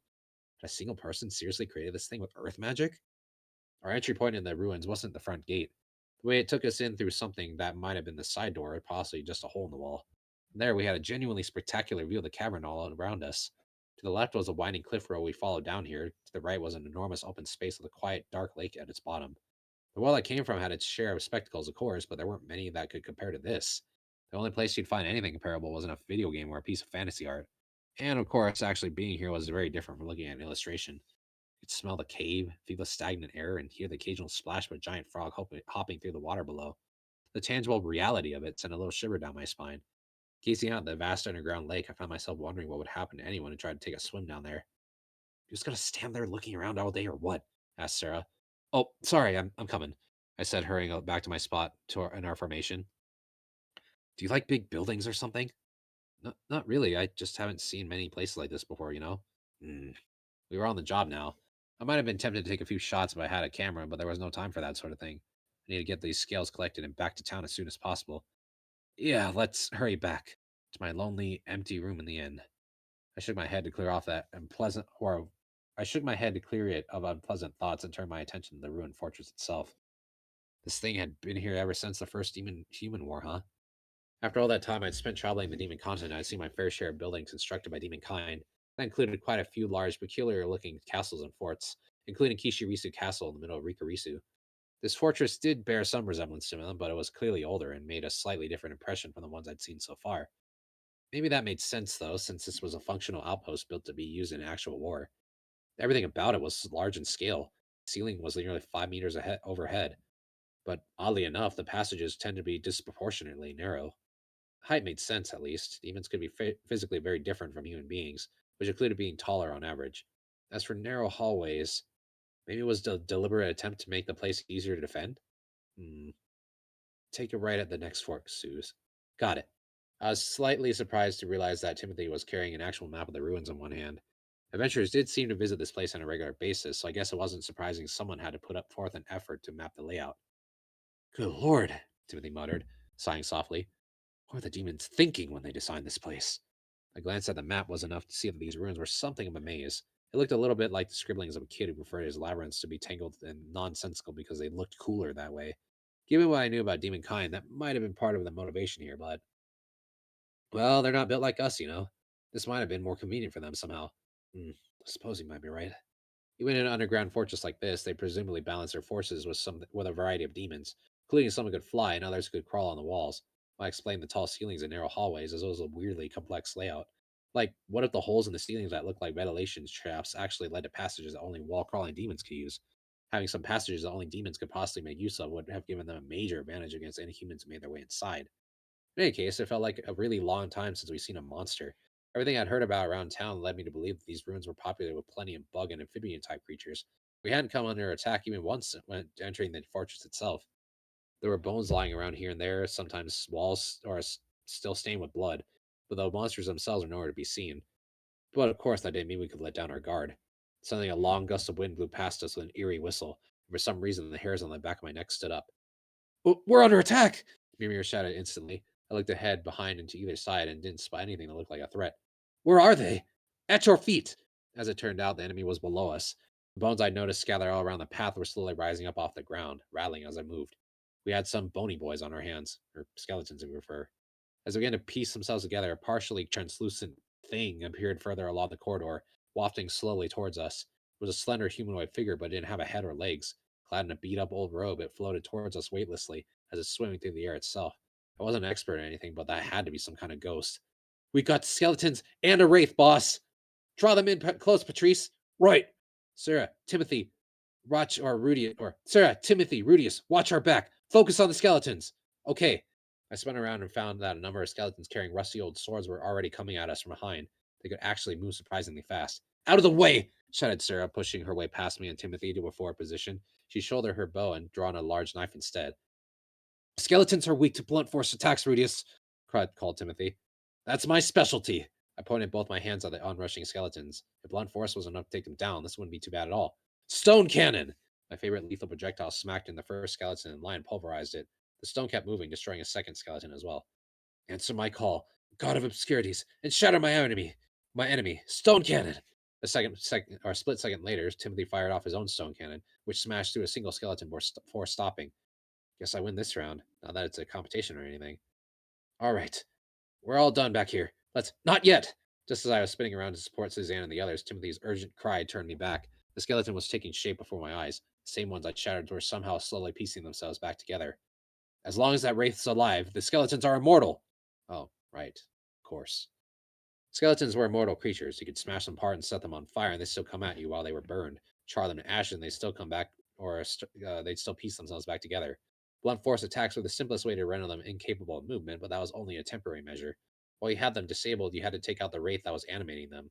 Fire magic could burn away a wraith, but that didn't do much except buy you a little time. Like the skeletons it controlled, they would come back eventually. Divine magic was by far the most effective answer to a wraith. It could erase their spectral forms much more quickly and thoroughly than any fire spell. A wraith defeated in that way was gone for good. Additionally, skeletons hit by divine spells turned into particles of light and permanently disappeared, but as long as the wraith itself stayed intact, it could sum up an endless supply of new ones. I call upon thee, God who blesses the land, who nurtures us. Deliver divine punishment to those foolish enough to defy our natural ways. Exorcistrate.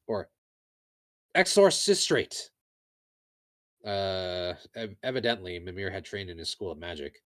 I glanced over my shoulders at the sound of an unfamiliar incantation and saw the ball of light Mimir had summoned smacked in this wraith spectral body. With an ear-splitting shriek, the ghost disappeared. Its partially transparent body burst apart and was reduced to small motes of light, which soon faded into oblivion. Instantaneously, the skeletons fell apart, their bones crumbling lifelessly to the ground.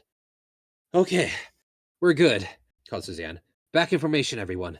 Sarah turned and jogged past me to take up her normal position in the middle. Mimir joined her, and we were back to our initial arrangement. It had been a little unsettling, but at least I'd gotten to see a new spell for the first time.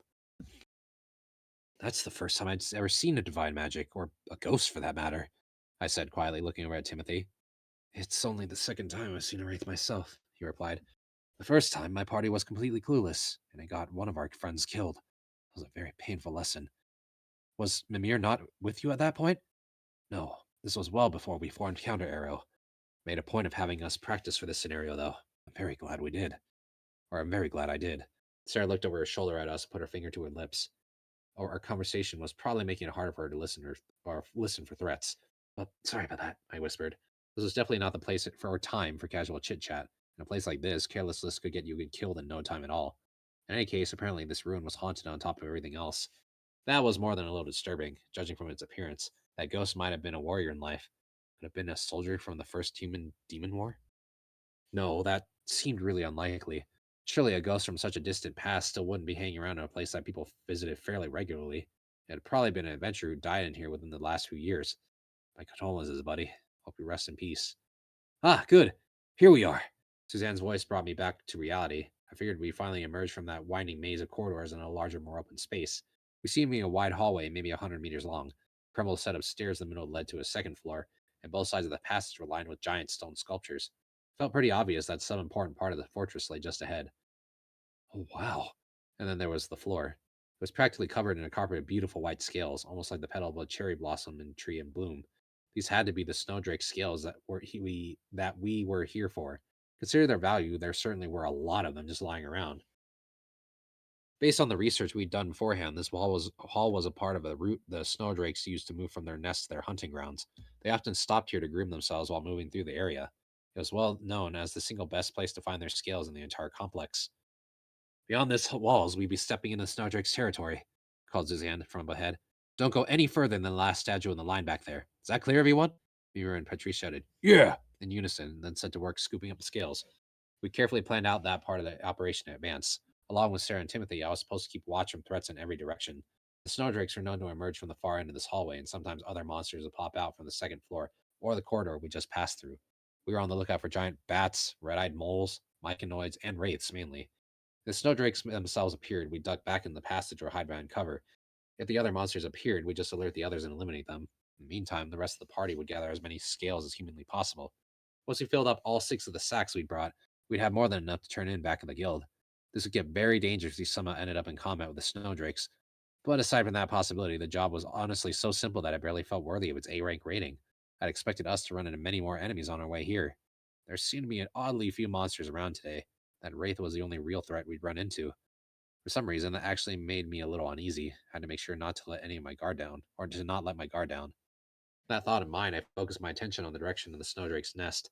The last statue in the hallway depicted a voluptuous woman with her legs planted far apart, a woman wearing nothing but hot pants, a breast protector, and a cape. She held her hands at her hips, and for some reason there were chains on them. I felt a little sad that her head had fallen up at some point over the centuries. There was a door between that statue's legs. A little further down that passage was apparently where the snowdrakes lived, so it was presumably where they'd be coming from when they made their appearance. Not that it really mattered, but that statue's closing felt weirdly familiar. Oh, hold on. Is that supposed to be Kishirika Kisurisu? The last time I saw her, she looked more like a little kid than a buxom babe, but maybe? No, that can't be right. Hmm. Then again, statues like this tended to exaggerate how impressive people were, right? It wouldn't be surprising the sculptor had taken a little artistic license. Still, this seemed to be a bit too exaggerated, especially in the height department and the bust department. Those things were just huge. Whoops. There I go again. Focus, Rudius, focus. I need to be ready and waiting. Enemies popped up out of nowhere or something. Still, the sight of a gigantic pair of breasts no longer got me quite as excited as it once did. Maybe it was because I'd actually touched some real ones. Innocence was gone forever. What's that sound? Timothy shouted. An instant later, or what's that sound? An instant later, piercing cries from somewhere in the distance reached my ears. Got a bad feeling about this one, boss. Get ready for combat, everyone, shouted Suzanne. Push the bags over to the side. Unfortunately, Mimir's apprehension proved to be warranted. The 6 of us bunched into a tight formation, looking around for the enemy. The cries echoing throughout the hallway were coming from somewhere deeper in the ruins. They were gradually getting louder, tense and uncertain. We exchanged glances with each other. From the sound of it, there were a lot of monsters shrieking. If we were about to get hit by a giant horde of enemies, it would be smartest to just grab the scales we managed to collect and beat a hasty retreat. Mimir, Patrice, and Suzanne had filled an entire bag by now, but that was probably enough to meet the bare minimum requirement for our task. For a few long moments, Suzanne listened carefully to the cries, and then considered the scales in our half-filled sacks. Doesn't sound like they're heading our way, she finally said. I think we should probably keep gathering, but quickly. It didn't seem like an unreasonable opinion. The cries were still far off, and it didn't feel like they were coming right at us.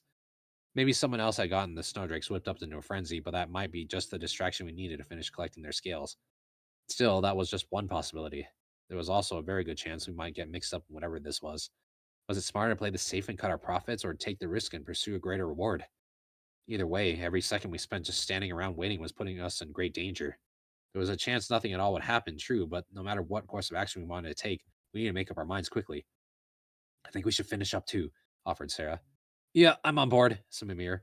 We're almost done anyway, right? Said Patrice. That put a solid majority of the party on Suzanne's side. To be honest, I prefer the idea of running away, but unlike the others, I wouldn't face any consequence for failing this mission. Since I wasn't a member of their party, I wouldn't be responsible for paying the fee from the guild. Since I didn't have any skin in the game, it was hard for me to say anything. All right then, said Timothy quietly. We'll gather the scales for a little while longer, but let's be quick about it. With that, everyone hurriedly resumed their previous tasks. All of us were much more alert than before. I couldn't shake the feeling that those shrieking cries were only getting louder and more violent. Clutching my staff tightly, I stared at the stone statue at the far end of the hall. The cries were still distant. The packs were headed for us. They'd probably be coming from that direction. For some reason, I felt like I could hear them from behind us as well. They were just echoing around inside the ruins. Could I just use earth magic to seal off all the entrances except the one we'd taken? No, that was a bad idea. The monsters came flooding in through there, then we'd be really be in trouble. Calm down, Rudius. You don't even know what's going on yet. Anything you do right now might backfire. Fortunately, none of us were worn out yet. Even if we got in trouble, if we had the energy to fight our way out of it, which was likely the only reason Suzanne had chosen to take this risk in the first place. The only thing I had to worry about was killing the monsters they did appear. Nice and simple. I waited for the others to finish up, trying to keep my mind as clear as possible, trying to ignore the fearsome shrieks that sent shivers down my spine. Huh?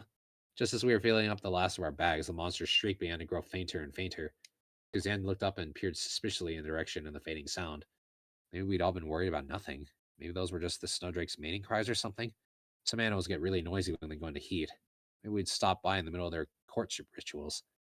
Relaxing slightly, I started loosening my grip on my staff. Oh crap, they're on us! In that instant, a flood of sleek, white shapes exploded past the statue with ferocious speed. They rushed between its feet and clambered down from the space where its head had been. At a glance, they resembled enormous, pure white geckos. They were snowdrakes. Within seconds, there were more of them in the chamber than I could count. As they rushed forward, their bloodshot eyes found our little party. The first few came to a sudden halt just before they reached us. I counted 6 of them. There were many more, of course, but my field of vision could only hold that many.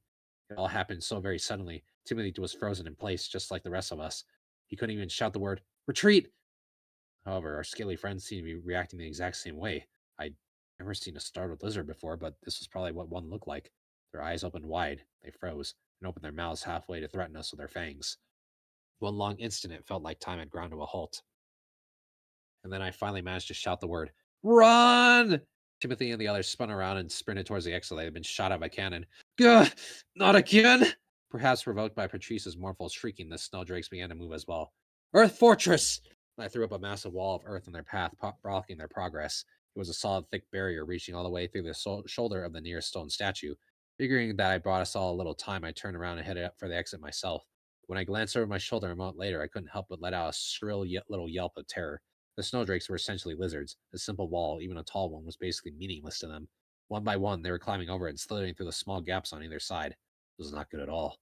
At this rate, they were going to catch up and surround me. Thanks to my daily jogging, I wasn't out of breath yet, but that didn't mean much. I wasn't a fast runner by any means. Gah! I spun back around and pointed my hands at the snowdrakes. These things are lizards, right? How do you kill a lizard? Would intense cold work? Maybe we'll slow them down at least. Blizzard storm!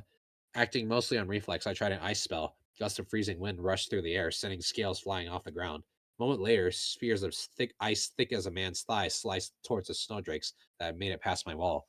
Monsters weren't far away, but they didn't have much room to maneuver. But somehow they managed to avoid most of the spears with quick, agile movements of their bodies. The few projectiles that did strike home weren't effective either. They just bounced off the snowdrake's scales instead of penetrating them. I chose my magic poorly. Snowdrake's scales were natural insulators, and they lived in a frigid region of the world. Of course, an ice spell wouldn't work on them. My wall of earth broke apart. More slithering white bodies pushed their way through the crumbling rubble. I saw at least a dozen of them in that first wave alone. They were bearing down on me as a group now, in large numbers. I had only ever seen a few at once, but they bunched up as my wall slowed the front ranks down. Every single one of them moved as quickly and nimbly as a tiny lizard, despite their massive size. This was not good. I couldn't help to run anymore. I had to fight. I had to fight them off somehow while I retreated. Could I possibly pull that off? Probably not. Had the others managed to escape at least? At least I'd left a letter in my room in the inn in case something like this happened. When a venturer died, someone from their party usually dealt with the things they left behind. It wasn't an official memory counter arrow, of course, but maybe they'd at least send that message off for me.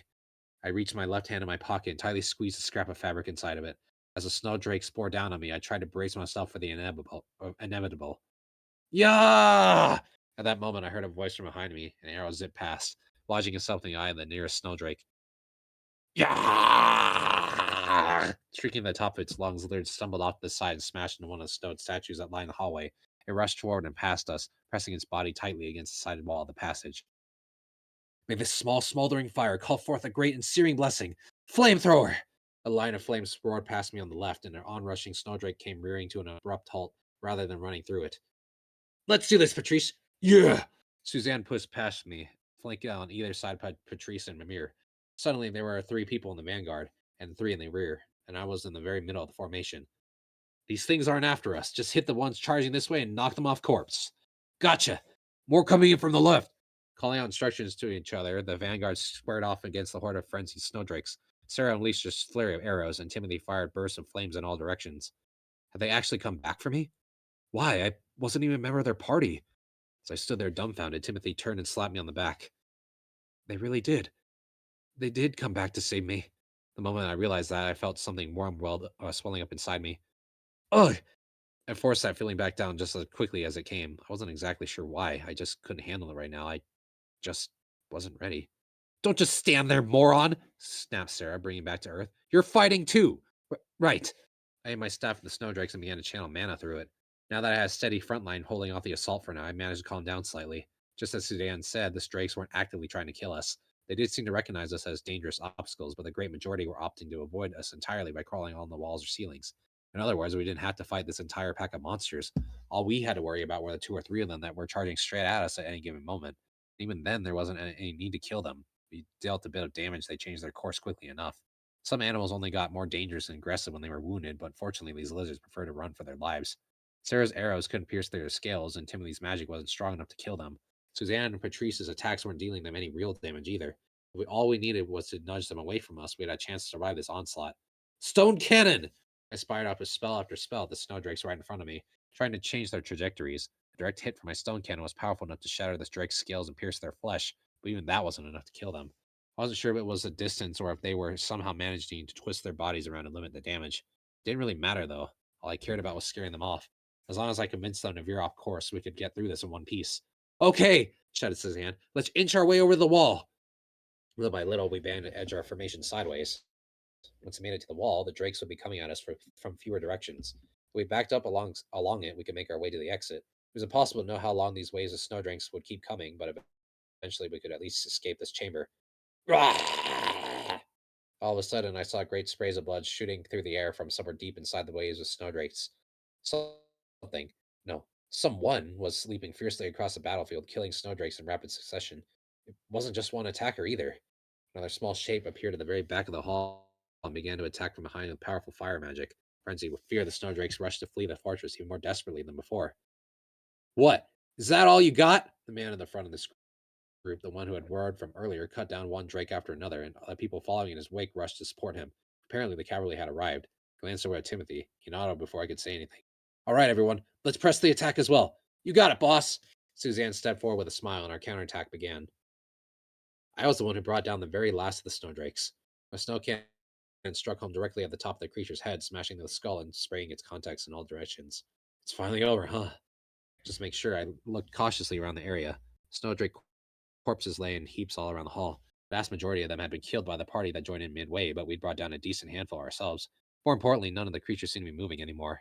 Made a point of checking the ceiling, upper walls, and every potential hiding spot in the hallway, but couldn't see anything that looked like a threat. In the end, my eyes met those of the party who'd appeared from the depths of the ruins. The whole group was looking in our direction. Some carried swords, others shields or staves. They had to be adventurers, of course. The man standing in the very center of the group in a dark blue coat was definitely a swordsman. Judging from his performance just now, he was a very good one. As I looked on, the man in question left his party and strode quickly towards us. He didn't have a particularly friendly face, and the glowering expression on it didn't help matters. He was still fired up after the battle. In any case, he basically saved our lives. We'd had to express our thanks. I stepped back, though. Times like these, the party leader usually handled the talking on behalf of the whole group. It was kind of my fault that we run into each other, since I'd been too slow to run away, but it just wasn't my place to say anything. Hey there. I'm Timothy of Counter Arrow, said Timothy, approaching the man with a friendly smile. Thanks so much for your... It all happened in the blink of an eye. Still scowling, the man lashed out and punched Timothy in the face, sending him sprawling on the ground. Crying out in anger, Suzanne and Sarah drew their weapons. Don't give me that dopey smile, asshole, shouted the man. You've got some guts, stealing our prey like that. He glared at Timothy for a moment, then shot an equally furious look at the rest of us. Hostility in his eyes looked nearly murderous. Stealing your prey? Shouted Suzanne. Are you joking? These things attacked us out of nowhere. You got us caught up in this. The man let out a harsh snort of laughter. Oh, please. You snuck in from behind and tried to grab those scales while we were doing all the work. We didn't even know anyone else was working a job in here. We told the whole damn town we'd be here. Well, we didn't hear anything about it. The man was clearly furious at us, and the people behind him seemed upset as well. But I felt like we were kind of talking past each other here. Now that I saw them up close, though, I did at least recognize them. They were Stepped Ladder, an S-ranked adventure party. They were a highly competent bunch associated with the prominent clan Thunderbolt. I heard them called the strongest single party in the entire city of Rosenberg. This extremely short-tempered man was their leader, naturally, as I recalled. His name was Soldat Heckler. He was supposedly a highly skilled swordsman of the sword god style. Oh, I remember this much. Something finally clicked home. Suzanne turned around to the side of sound of my voice. Everyone else looked my way as well. Couldn't help flinching slightly. Rudius, do you know something about this? Uh, well, come to think of it, I did hear something about Step Ladder taking an S-ranked job in the guild the other day. Kenner was out working another job at the time, but Soldat had been hanging around boasting about their next mission, and promising to tell everyone about his heroic exploits once he returned. From what I could recall, I think they were going to exterminate a large pack of snowdrakes that appeared in Ilbron Cave. Ilbron Cave? What? That's a full day away from here, shouted Suzanne. Soldat scowled furiously. What the hell? Or what the hell? This is Ilbron Cave. Are you drunk? We're in the Galgal ruins. Calm down, Suzanne, said Timothy, rising slowly to his feet. Timothy, are you all right? Yes, he was kind enough to take it easy on me, Sarah. Just lower your bow, please. Rubbing the area around his neck with one hand, Timothy gestured Sarah at the other. She pulled her bow all the way back and looked ready to let an arrow loose at any moment. I think I might have a rough idea of what happened here. He continued with a small sigh, smiling gently at the man who just decked him. I remember hearing that a large number of monsters emerged from Ilbron Cave some time ago, and the party that was sent to fight them was wiped out. The sole survivor reported that they found a nest of snowdrakes deep inside the cave. Right, I remember that part as well. Ilbron Cave was about a day's travel from Rosenberg. The monsters that inhabited it were mostly D or E ranked threats. You could find huge lumps of rock salt deep inside it, so adventurers sometimes ventured out there to retrieve some. Recently, though, news had reached the city that massive sea rain monsters had been pouring out of the cave. There was a small town nearby, and it wasn't far from Rosenberg either. Given the dangers and urgency of the situation, the matter was immediately referred to the guild. The first party sent out to get control of the situation was annihilated. The survivor's account of a snowdrake pack prompted the guild to hike the job from to B to S rank. While everyone else in Rosenberg shrunk back, the S rank party step ladder, which usually focused on exploring labyrinths, boldly took on the task. I thought it was strange that we encountered so few monsters on the way over here, but now it all makes sense. Some natural event must have opened an underground passage between the Galgal ruins and Ilbron Cave recently, and all the creatures from Galgal rushed over into the cave. The Galgal ruins were once the fortress of a demon king. The castle had served as a base of operations for his army, which dug tunnels from it in all directions, using them to attack humankind. Ilbron Cave had been once one of those tunnels, then all of this made perfect sense.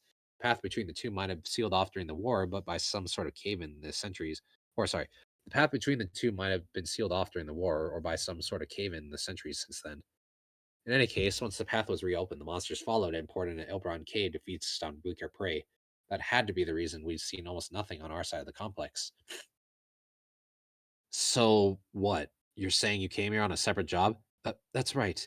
You can confirm that with the guild if you want. Soldat Grimace shook his hand and spat on the ground. Well, damn. My bad for punching out of nowhere then. That's all right. You were worked up after that battle. We both misunderstood the situation. I'm sorry as well. I felt like we really didn't have anything to be sorry for here, but Timothy apologized anyway. Man had his strategy for success, so he stuck to it. Still, these things are our prey. You guys get one corpse. That's it. Got it? Of course. Timothy agreed to this immediately, but Suzanne and Sarah scowled. They didn't actually complain, though. There was an unwritten rule among adventurers when it came to this sort of thing. When you got another party mixed up in a fight against a group of monsters, that party only got to take a single one of the resulting corpses afterward. This was intended as a way to discourage parties from deliberately blundering into each other's fights to secure a share of the loot. Well, once you secured your scales, leave the cleanup to us and head on back to Rosenberg. Oh, sorry. Yeah. Once you collected your scales, leave the cleanup to us and head back to Rosenberg. Don't worry, we'll seal that hole in the back of the ruins up good and tight. That said, Soldat turned on his heel and stalked away. The other members of Step Ladder shrugged and followed him back into the depths of the ruins. They'd probably deal with the corpses in the snowdrake's nest first, and then work their way back here collecting all the valuable materials. It wasn't unfair, really, but it wasn't a great feeling knowing that they'd profit off the ones we managed to kill as well. For one thing, we never would have been in danger in the first place if they hadn't been around. I felt like we deserved some damages for emotional distress or whatever. At the end of the day, though, it definitely wasn't worth arguing about with these guys. So we got to take these mixed feelings home with us instead. Great. Okay then, let's gather up our scales and get out of here. Timothy's smile was a tired one, and his cheek was already starting to swell. All I could do was sigh and nod. When we returned to the Adventurers Guild a few days later, we found a huge pile of Snowdrake claws, scales, and fangs already sitting outside the building. Members of Stepped Ladder were still inside, boasting their recent exploits. So you see, Ilbron Cave and Galgal Ruins had actually gotten themselves connected. If it weren't for us, the town might have been overrun by rampaging snowdrakes by now.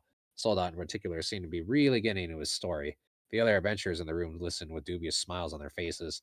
Watching it reminded me of Paul for some reason. They didn't look anything alike, but I had the feeling my father might have been like a bit like this at this point in his younger years. Let's get this over with, muttered Suzanne, looking a bit disgruntled. The other members of Counter Arrow didn't seem inclined to linger either. Cut across the guild directly to the counter, turned in the requested materials to the receptionist, then head straight back outside.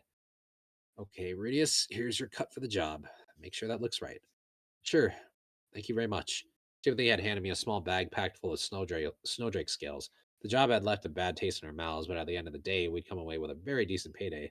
Despite everything that went wrong, we managed to bring home even more scales than expected. Given the number of snowdrakes that had just been slaughtered, it seemed likely that the market price of their scales would eventually go up later. I was planning to hold on to these for now instead of cashing them in immediately, hoping I'd come out ahead in 6 months or so. Wasn't using that much money at the moment, but it never hurt to stash away a little more cash for a rainy day. All right, then, everyone. I'll see you later. Rudius! Just as I was turning to walk away, someone called out to me from behind. It was Sarah, oddly enough. She extended her hand a little in my direction. From the look on her face, it seemed like she had something to say. To be honest, I was expecting some sort of sarcastic parting shot, but why don't you come to our after party for once? What? Or huh? You know, the after party. We're just going to the bar. It wasn't that I'd failed to understand the literal meaning of her words, of course. I just was surprised when she asked.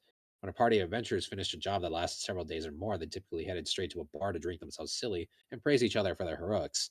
It was a way of celebrating the fact that you made it back alive.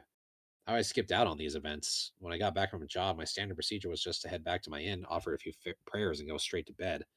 Members of Counter Arrow knew that, of course, but they knew I always refused, and I needed to head back and tell Roxy I'd tried my hardest out there. That was the way I'd done things so far, and I wasn't planning to change up my routine now. For some reason, I found myself nodding. Uh, okay, I guess I'll come along. Seriously? Sarah looked taken aback, even though she'd been the one to extend the invitation. Maybe she'd been planning to hit me with some snappy insult when I shot her down. What, am I not welcome after all? Don't be stupid. Come on, let's go. Instead of scowling at me, she just shook her head in mild exasperation, then set off past me down the street. Mimir and Patrice followed, slapped me lightly on their shoulders as they passed, and Suzanne and Timothy pushed me along from behind, looking strangely happy about all this. In a bar a good distance from the Adventurers Guild, the six of us smacked our mugs together. Cheers, everyone! Cheers! Apparently, this wasn't Counter Arrow's usual bar. I was assuming they'd gone out of their way to reduce their odds of running into Step Ladder. Those guys would presumably be holding their own celebration soon enough. What? Aren't you drinking, Rudius? Said Sarah, glancing at my mug. Well, I'm a minor. Okay. What's that got to do with anything? Everyone around me was guzzling booze, and I'd opted for diluted fruit juice instead. It was basically the only non-alcoholic drink you order in bars around here, unless you're a big fan of goat milk. What does it matter if we're drinking or not? Said Timothy, the other person who had gone with the same beverage as me. What's important is we're having fun. Whatever. You just can't drink, right? No, I don't drink. There's a significant difference here, you know. Mimir burst out laughing as Timothy scratched awkwardly at his neck. Oh, good grief. It seemed Crown Arrow's esteemed leader was something of a lightweight, and his friends evidently never let him forget it. Still, it was pretty rare to find someone in this world who didn't drink. He was probably the first sober adventurer I'd ever met, come to think of it. Well, anyway, let's just celebrate the fact that we made it out of that mess without losing anyone, shall we? Normally, at least one of us would have died back there. True enough, said Sarah, sounding slightly grumpy. You were really lucky, Rudius. You were really lucky, Rudius. I'm not sure if lucky is the word. I mean, I feel like you guys protected me. Yeah, and you're lucky that we did. Most parties would have left you to die. Was that her subtle way of telling me to show some gratitude? Fair enough, I owe them for that one, didn't I? Yeah, for sure. Well, I'm very grateful to you, I said, bowing my head slightly. Don't thank me, said Sarah, pouting slightly and taking a swig of her drink. Thank Timothy and Suzanne. Suzanne smirked at this and gave Sarah a little nudge with her elbow. Oh, I don't know. You were the one who went running back there first, weren't you? Beers said it was a lost cause, but you insisted we could make it back for him. Hey, shut up, Suzanne. Sarah reached out and tried to shove Suzanne away, cackling. Suzanne twisted around to avoid her hand. Look, you helped us out last time, okay? I don't like owing people, that's all. I nodded and uncertainly averted my eyes from Sarah's glare. By sheer coincidence, I ended up meeting Mimir's gaze instead. Uh, hey, I'm grateful too, for the record, he said a little awkwardly. It's not like I wanted to leave you behind or anything, but you know how it is, right? Yeah, of course. Mimir's assessment of the situation had been reasonable. At the end of the day, he jumped in front of me to face down the snowdrakes just like all the others. That was more than I could have expected. Well, in any case, we all made it back in one piece, and we got plenty of cash in our wallets. Or sorry. Well, in any case, we all made it back in one piece. We got plenty of cash in our wallets. That's what matters if you ask, or that's what matters if you ask me. Suzanne's words put a smile back on everyone's face, at least for a moment. Yeah, it's just a shame we had to run in those jerks in the end. What was their problem anyway? I know they're the strongest party in the guild, but they're so full of themselves. They spent all their time crawling around labyrinths. They got some nerve acting like a bunch of heroes now. If a bunch of snowdrakes actually came running at Rosenberg, the army would have sent out the force to fight them, or sent out a force to fight them. Personally, I'm still pissed that he punched Timothy out of nowhere like that. What kind of party leader hits a magician before he's even got his facts straight? With the preliminaries over, everyone promptly moved on to complaining bitterly about stepped ladder. It was probably important for them to vent like this. Timothy had managed to keep things peaceful somehow. The last thing Counter Arrow needed was to let their resentments further and or fester and explode into another fight with Sodat and company. That said, I didn't really feel like joining in the chorus of complaints. I wasn't a big fan of talking trash about people behind their backs, especially since I'd been a shitty person myself in previous life. Soldat had his own problems, presumably. He was kind of a jerk, but at least he was working hard and getting things done. That was probably why the other members of this party just shook their heads and went along with his nonsense. He definitely bungled that specific situation, but I wasn't ready to dismiss him as an irredeemable piece of garbage just because we got off on the wrong foot. Of course, I wouldn't be wise of, or does anything or to say anything to that sort now. This wasn't the time to be playing devil's advocate. I had my opinion, but I keep it to myself. Instead of joining the conversation, I focused on my food in silence. The main dish was an odd bean stew of some sort that I couldn't identify. Slightly spicy flavor stimulated my appetite, but before long, my stomach was comfortably full. Well, anyway, hope we can work together soon, Rudius. Or together again soon, Rudius. Yeah, you do come in handy, I guess. Oh, sure. I'm glad to come along again, if you'll have me. The others have been drinking heavily for a while now. Their faces were flushed, and they seemed to be enjoying themselves very much. I was glad I'd come along. This sort of thing was kind of fun, and I needed some fun in my life to help keep me going. To be honest, I felt like I was stuck in a rut now, or to be honest, I felt like I was stuck in a rut right now, but I was alive at least. That was something. Uh, just then, the door to the bar swung open and three men stepped inside. I recognized them immediately. One of them was particularly familiar. Oh, they spotted me instantly as well. The leader of the group headed over in my direction with an irritated look on his face. His cheeks were flushed and he wasn't walking too steadily. It looked as if he had a few drinks already. Hey there! The drunken man stopped in front of our table and slammed his hand down onto it. It was our good friend, Soldat Heckler. You want something? Said Suzanne, her voice suddenly cold. It seemed the others hadn't noticed Soldat come in. Understandably, none of them looked too happy about seeing the man they just spent 30 minutes griping about. Look, I was all worked up back in the cave, right? So I thought I'd come set things straight with you people. Soldat's eyes weren't entirely focused and his voice came out a little harsh. I guess I screwed that up back there. Sorry about that. I didn't realize what was going on, you know? To my surprise, though, his words were actually apologetic. The members of Counter Arrow looked at each other in confusion. At this point, Soldat frowned and jabbed a finger at Timothy. That said, I don't like your face, man. You smile too much, damn it. It's pathetic. You just let a guy punch you instead of fighting back, and then you don't even complain? I hate that kind of shit. Maybe you were trying to calm things down. Fine. But sometimes a man's gotta fight. Yes, I suppose you're probably right. Suzanne's always telling me the same thing, actually. I'll have to keep that in mind. Yeah, you do that. You keep that in mind. Soldak smacked Timothy on the shoulder a little harder than necessary. Timothy smiled awkwardly and scratched at his head. Suzanne and the others looked on, totally nonplussed. I don't think anybody had been expecting him to defuse the situation like this. I certainly hadn't been. Nodding in satisfaction, Soldat abruptly turned in my direction. Quagmire! I jerked my head up, somewhat surprised to be mentioned. I'd done something to piss this guy's off? Yes? Timothy's one thing. But I can't stand you, kid. The man proceeded to shower me a barrage of insult. What the hell is wrong with you, huh? Why are you so upset with what other people think of you? And so on. God, your grin is so damn creepy. Like, is that seriously supposed to be a smile? Try a little harder, kid. We can see the contempt in your eyes, and so forth. Do you think you're the saddest little boy in the world or something? Huh? His voice only grew in volume as it continued, and before long, it was overwhelming every other conversation in the bar. What's up? You guys gonna fight? Ha! Get him, kid. Shut up, you idiots! Roared Soldat, cowing the crowd back into silence. Now, listen up, Quagmire. You're nothing but a. Come on, Soul, give it a rest already. Says Soldat leaned forward to continue his ranting. One of his friends who had been watching from behind grabbed him by the shoulders and pulled him back. Screw you! This kid thinks no one in the whole world has it worse than him. I don't know what the hell happened to you, Quagmire, but you're fucking depressing. You don't have the guts to face your own problems. Where you get off acting like some hotshot lone wolf? You think the rules don't apply to you or something? Well, I've had it with your shit. You make me sick. His words felt like actual daggers stabbing into my chest. At some point, my legs had begun to shake. I was clenching my hands tightly in my lap. My body was trembling. My throat was quivering. When I spoke, my voice came out oddly calm. Sorry about that. I didn't know I was bothering you with my presence. I'll do my best to not be in the same room as you again. For some reason, this prompted Soldat to pound our table so hard it actually broke in half. Shattered wood and half-eaten food flew all over the place, and my bowl of red bean soup splattered on my lap. What the hell is that supposed to mean? Are you trying to piss me off, kid? You're always like this. All you ever do is advertise yourself, then you act like you're too good for the money. You having fun acting like a martyr, huh? We all need cash to survive, damn it.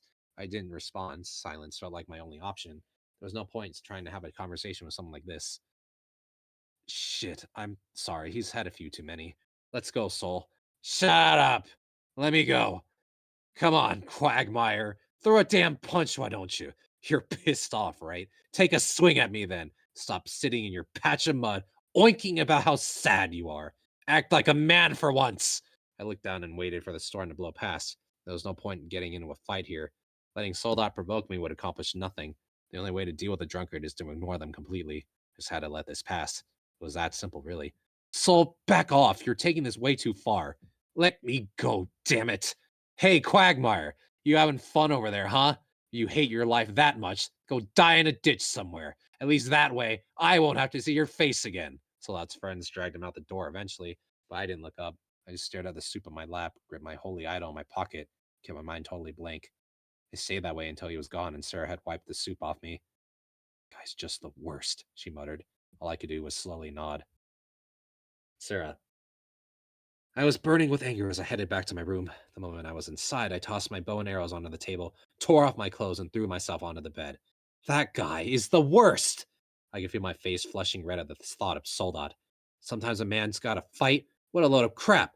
He has no idea how hard Timothy fought for all of us every single day. That smile was his weapon. Suzanne told me that long ago. That man couldn't begin to understand. What right did he have to insult anyone? Maybe there were times when you had to stamp a fight, fine, but wasn't it the party leader's job to prevent pointless fights and keep his people safe? Soldat sure as hell wasn't doing a very good job of that. What had he planned to do if he got into a fight back there in the ruins anyway? Was he thinking he could kill us all that easily and get away with it? The man was seriously arrogant. If so, that place was a maze-like fortress and he hadn't blocked off any of the exits. From everything I'd seen, that jerk was the one who needed to work on his leadership skills, not Timothy. To top things off, why the hell had he picked on Rudius, of all people? Rudius fought bravely when he needed to. He stood alone against all those enemies to buy time for us to get away. Soldat didn't know any of that. He hadn't seen Rudius in action. What gave him the right to assault the kid like that? Sure, Rudius could get on your nerves sometimes. Unlike Timothy, he never stood up for himself at all. And that fake smile he always plastered on his face made me grimace every time I saw him. But even so, at this point, it occurred to me that I was actually taking Rudius' side for some reason. Why was I doing that? Didn't I hate that kid? Maybe I didn't. No, that didn't make any sense. Maybe it was just that I hated Soldat even more. Yeah, that was definitely it. Rudius wasn't as bad as Soldat, so I had to take his side on that one. Simple enough. If nothing else, Rudius never put us down like that. He always treated Timothy and the others with genuine respect. And he was an incredibly talented magician, but he never acted like he was too good for us. He always tagged along on our jobs and brought time for us to run when things got dangerous. Okay, hold on. That's not right. Rudius was a noble by birth. He didn't really act like one, but that didn't matter. He was born with a silver spoon in his mouth, and that was bad enough in itself. I hated rich kids who wanted to pretend they were adventurers, but I also hated the nobility in general. My hometown was destroyed by their arrogance. They didn't lift a finger to help when the monsters came rushing out of that forest back home. They never sent the knights to save us. It was their fault my mom and dad were dead. The man who had a duty to protect our village just let us die. I hadn't forgotten the despair I'd felt back then. I never would. Yeah, that's right. I had a good reason to hate the nobility. And Rudius was a noble, so that meant I hated him too. But Rudius fought for us, didn't he? He fought against the Luster Grizzlies, fought against the Snowdrakes too. He never ran away to save himself, even when he could have. He didn't have a duty to protect us. He wasn't even a member of Counter Arrow. Still, he tried to save us. He tried to buy us time, and when I saw him fighting for us, I went running back to save him, because I didn't want to see him die. It's not like I ever wanted him to die or anything, of course not, but I still surprised myself a little when I came back to save him. If I hated him, wouldn't I have left him behind in a situation like that? Ugh, this sucks. Lately, when I looked at Rudius, it felt like the ground was shifting underneath my feet. I loathed the mobility, but I couldn't bring myself to hate him too strongly. I didn't know how to deal with that. I wasn't even sure what I really hated anymore. Nothing made any sense. But at the end of the day, yeah, all right, fine. I guess I have to admit it. I don't hate Rudius. He was the child of some rich jerk, but there was much more to him than that. I didn't hate him. That was it, though. That was as far as I would go. I definitely didn't like him or anything. Not hating someone is a very different thing from liking them, obviously. I I don't like Rudius one bit. With that fact safely established, I left myself drift off to sleep. Sure you won't. That's Yummy. not what that's not what season 2 says. Eh. Chapter 4, The Forest at Night. Several months passed and it was now winter. Winter in the Northern Territories was harsh. It was almost hard to believe that this place was only a bit further north of the Asura Kingdom, considering the abundance of snow that almost seemed to bury the land. As the snow closed off the region, imports from the neighboring kingdom ceased, and residents were no longer able to get fresh vegetables. Their meals instead consisted of the heaps of beans they gathered before winter, fermented dishes such as pickled vegetables, and the meat of beasts that adventurers hunted down. It was a custom in this region to wash down such crude, bland meals with strong alcohol. Those around me had long pitied me for not drinking, but it mattered little to me. Lately, nothing I ate had any flavor anyway. Although it was winter now, my life remained the same. I did physical training, prayed, ate my food, and headed off to where I work as an adventurer. Such was my daily routine. However, it was nearing 6 months since I had come into this town, and I felt like there was little left for me to accomplish here. For better or worse, the name Quagmire Rudius was beginning to spread. I was proactive in offering my assistance to the younger generation of adventurers, and was well known among the veterans as well. I even had collaborators within some of Rosenberg's adventuring parties who would ask about Zenith on my behalf when they ventured to far off villages. One such party, which set off before winter began, assured me they would spread word. Perhaps as a result of this hard work, my reputation had also spread among the merchants that had conducted business with adventurers, such as those owning weapon shops, armor shops, and item shops. On top of that, I also managed to make a good impression on a store specializing in magical implements. If they ran into any trouble, I would help them out. They would spread word of my existence as payment. I wasn't sure how effective this would be, but the merchants had their own networks. I hoped that, through one of these connections, word might reach Zenith. Then again, considering the radio silence despite my efforts here, she was likely not in the area. Another possibility was that she was already. No, stop. Thinking about that isn't going to do any good, I chided myself. Whew. I sighed as I slipped on my cold weather gear and left the inn. My destination was the Adventurers Guild. It was chilly outside, the snow was barely coming down, and the breeze wasn't very strong. The snow hedgehog fur wrapped around me felt warm, but the wind on my face was frigid. My breath emerged as a white mist, and the spit in my mouth felt like it might freeze. While the temperature was better now than at night or early dawn, it was still unmistakably chilly. I shivered as I plodded across the snow covered street. I should probably move on to the next city when spring comes, I thought to myself, even though I felt entirely unmotivated to do so. The Adventurers Guild bustled with people in the winter. This was largely because few parties chose to undertake multiple day trips while our surroundings were snowed in. Instead, they would pursue work within the city or prioritize requests that could be completed before nightfall. Otherwise, they might head for a village just a day or two away and plan to stay there. Inevitably, this meant many parties lounged about in the guild, waiting for the right request to be posted. Of course, my work didn't change at all. I would approach those hesitating over a quest, or someone would invite me along to accompany them. I was an extremely useful party member, given that I could cast all 4 schools of offensive magic without incantation. It was an ideal situation, of course. I didn't want to simply be used for my abilities. I wanted the parties to get to know me and use that to spread my name. I was also at a loss for what to do next. Today, like always, I took a seat near the bulletin board. At some point, I began to treat this as my personal seat. I wondered if someone else occupied it while I was off of admissions. As I was looking at the rows of requests on the board, waiting for other adventurers, I heard someone click their tongue. My heart felt leaden as I glanced backward and caught sight of step ladder approaching the bulletin board. The one who had made their disgust audible was, to no one's surprise, Soldat. Ever since that incident in the bar, he seemed to harbor a deep contempt for me, and whenever he spotted me, he would tut or find some other way to make that contempt known. I preferred to avoid him if possible, but now that it was winter, he and the others couldn't go off labyrinth diving. Looking for leftovers again? Soldat asked mockingly. I have my reasons for doing this. What reasons? Everything you do is half-assed, he scoffed before heading over to the bulletin board. I knew I was being half-assed. I wasn't sure how to fix that problem when no one was perfect. Right now, I was trying my best to do what I needed to do. What part of that was so unpleasant to him? We should just keep out of it. It's got nothing to do with him, I thought sullenly. Soldat promptly selected his party's next mission, wrapped up his business at the reception desk, and left the guild. He never lingered long, either because he couldn't stand being in my presence or because he just wanted to keep himself busy with work. He would enter, make a beeline for the bulletin board, quickly select a request, and be on his way. Just Then a he would heads return up, that evening. when you finish Huh. with this page, you can stop. It's going to take forever to get to the end of the chapter, so we might as well just call it. I'll just wrap it up there. Okay. Yeah. Then he would return that evening or the following day, and if we ran into each other, he would mock me again. It wasn't harassment. Soldat was also doing his utmost to avoid me, I was sure. Still, every single time he saw me, he would tell me I was garbage or worthless or doing things half-assed, so I was understandably exhausted.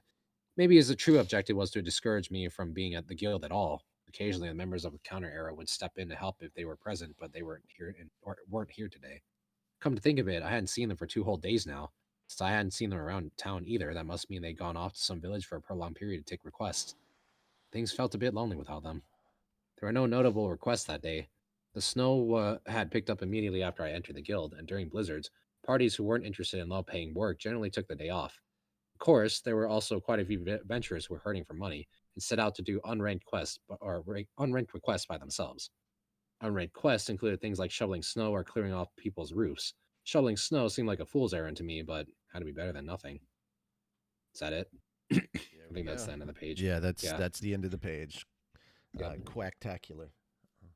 Quagmire tacular. Quagmire. I had to fight so hard. Wagtastic. I had to fight so hard when you were sitting there saying Quagmire to not think of Family Guy.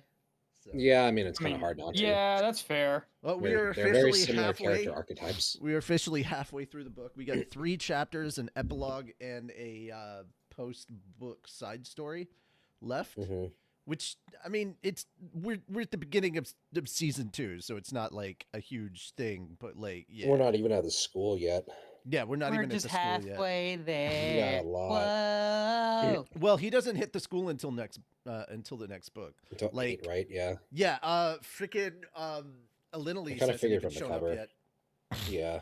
Mm-hmm. Or her potential husband? Question mark.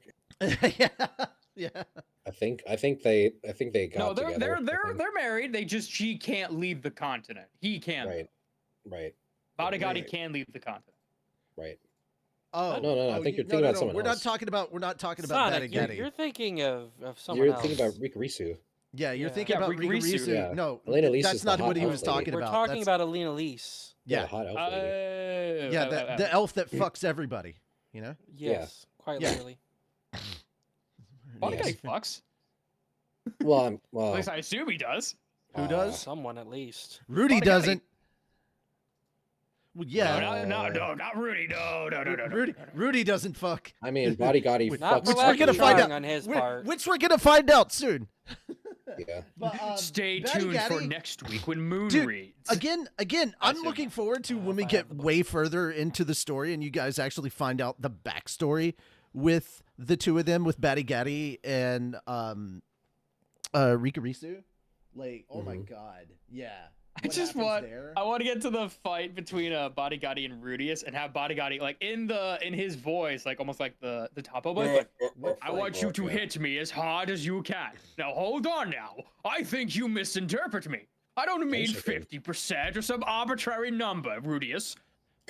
I Wish I need could you to summon hit me Ganondorf's voice. as That'd be great for hard. that. Yeah. Me, hard as you can. Me hard as you can. Yeah.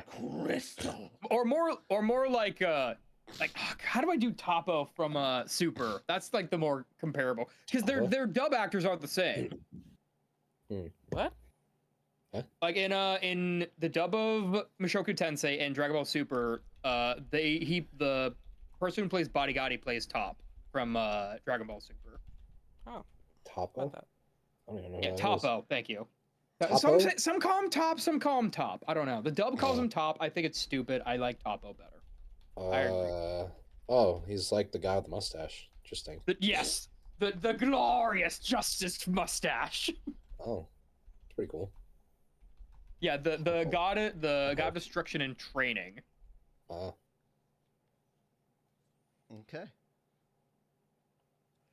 Alrighty. I guess that's so. We've got a picture bunch how of to, that like, going. Also, Walk with mustache. I think the epilogue is gonna have to do with Eris, if I remember right, because I know there are Where like she is. yeah, like it lets you know, hey, what's going on with Eris? Oh, she's still doing stuff. She's still around. You know, the Yep. anime didn't let We us haven't seen her know, in a but hot the minute. the book will at some point. Yes. Yeah. Yes. Yep. Yeah, we just yes. haven't seen her in a hot minute. Yeah. For no reason. There's too many people named Eris. Anyway, that's going to be it for us, guys. We're going to go ahead and make a raid happen. And we're going to raid somebody new. We're going to raid somebody new. Oh, who's ready? Here comes a new challenger. It's Who's Andreas. dropping, boys? We're going No, to Zen raid. already went. We're going to raid Essie. They are on a streamathon right now playing Banjo-Kazooie. And Sweet. Yeah. Ooh. yeah, well, that's good too. I was chatting with them earlier. We were chatting about D&D stuff, and then I was like, "Oh shit, yeah, I'd probably be remiss if I didn't bring up Konosuba and like our D&D stuff on there." And they were like, "Wait, you do a bridge stuff? I've done a bridge stuff." So they've voiced for a bridge stuff. So fun. we may be reaching out to them. It's pretty cool. You know what that Cool. means? We should fall in love. Or just work Huh? together. Huh? Yeah, I was gonna say I don't think the other thing is how that goes. Hang on. Wait, where did it go? like how it just Did they just finish their stream? No. Honestly, Well, Yui did just start this up, is and she why has been we gone for 3 always weeks. look at the Yeah, that's why I'm looking at the no. follows. I'm looking at the follows, and I'm like, oh no, did What do you mean follows? Look at the uptime. Check no? them It's as not the Dracula uptime. right That no. now. What I was saying was when I go to the raid thing, I check who I'm following, and I'm like, okay, let's go check them out. I mean, I could look for similar or smaller size audience, but I don't think that will happen. Yeah, no. Yeah. Let's see. I mean, like Yeah, it'll small pull is some not. stuff up, but it's gonna be like Yeah. a different. Yeah. So. Dang it! The one time I was gonna say I have a friend, but like the one time he's Yeah. not fucking streaming. I know, I've right? seen him. You know what? I guess Like we will go ahead Sab. and raid Yui then. So go ahead and send Yui some love. Okay, it's not the starting soon screen, so let's No, go she ahead just and send her a raid. Yeah, well, I mean, I know that, but like she's not on the starting soon thing now, so we'll go ahead and give her a raid. Send her love, dog pile raid. Yes, yes. We're gonna let the And hunt begin. with that being said, the updates currently are that editing has officially begun for episode 2 of Solo Leveling Abridged. Woo! Hooray. Yay! Oh, Moon, remind me to show these crazy cats the meme I sent you today. Memes? Yeah, there was a We reacting live? no, we're not reacting live. Oh. Yeah. All right, guys. See you next time. Bye bye. Bye. Thanks for coming. But later. And there we go with Yui's channel. I don't know why I like Cream cheese down, swap so that's between good. Markiplier and Henya.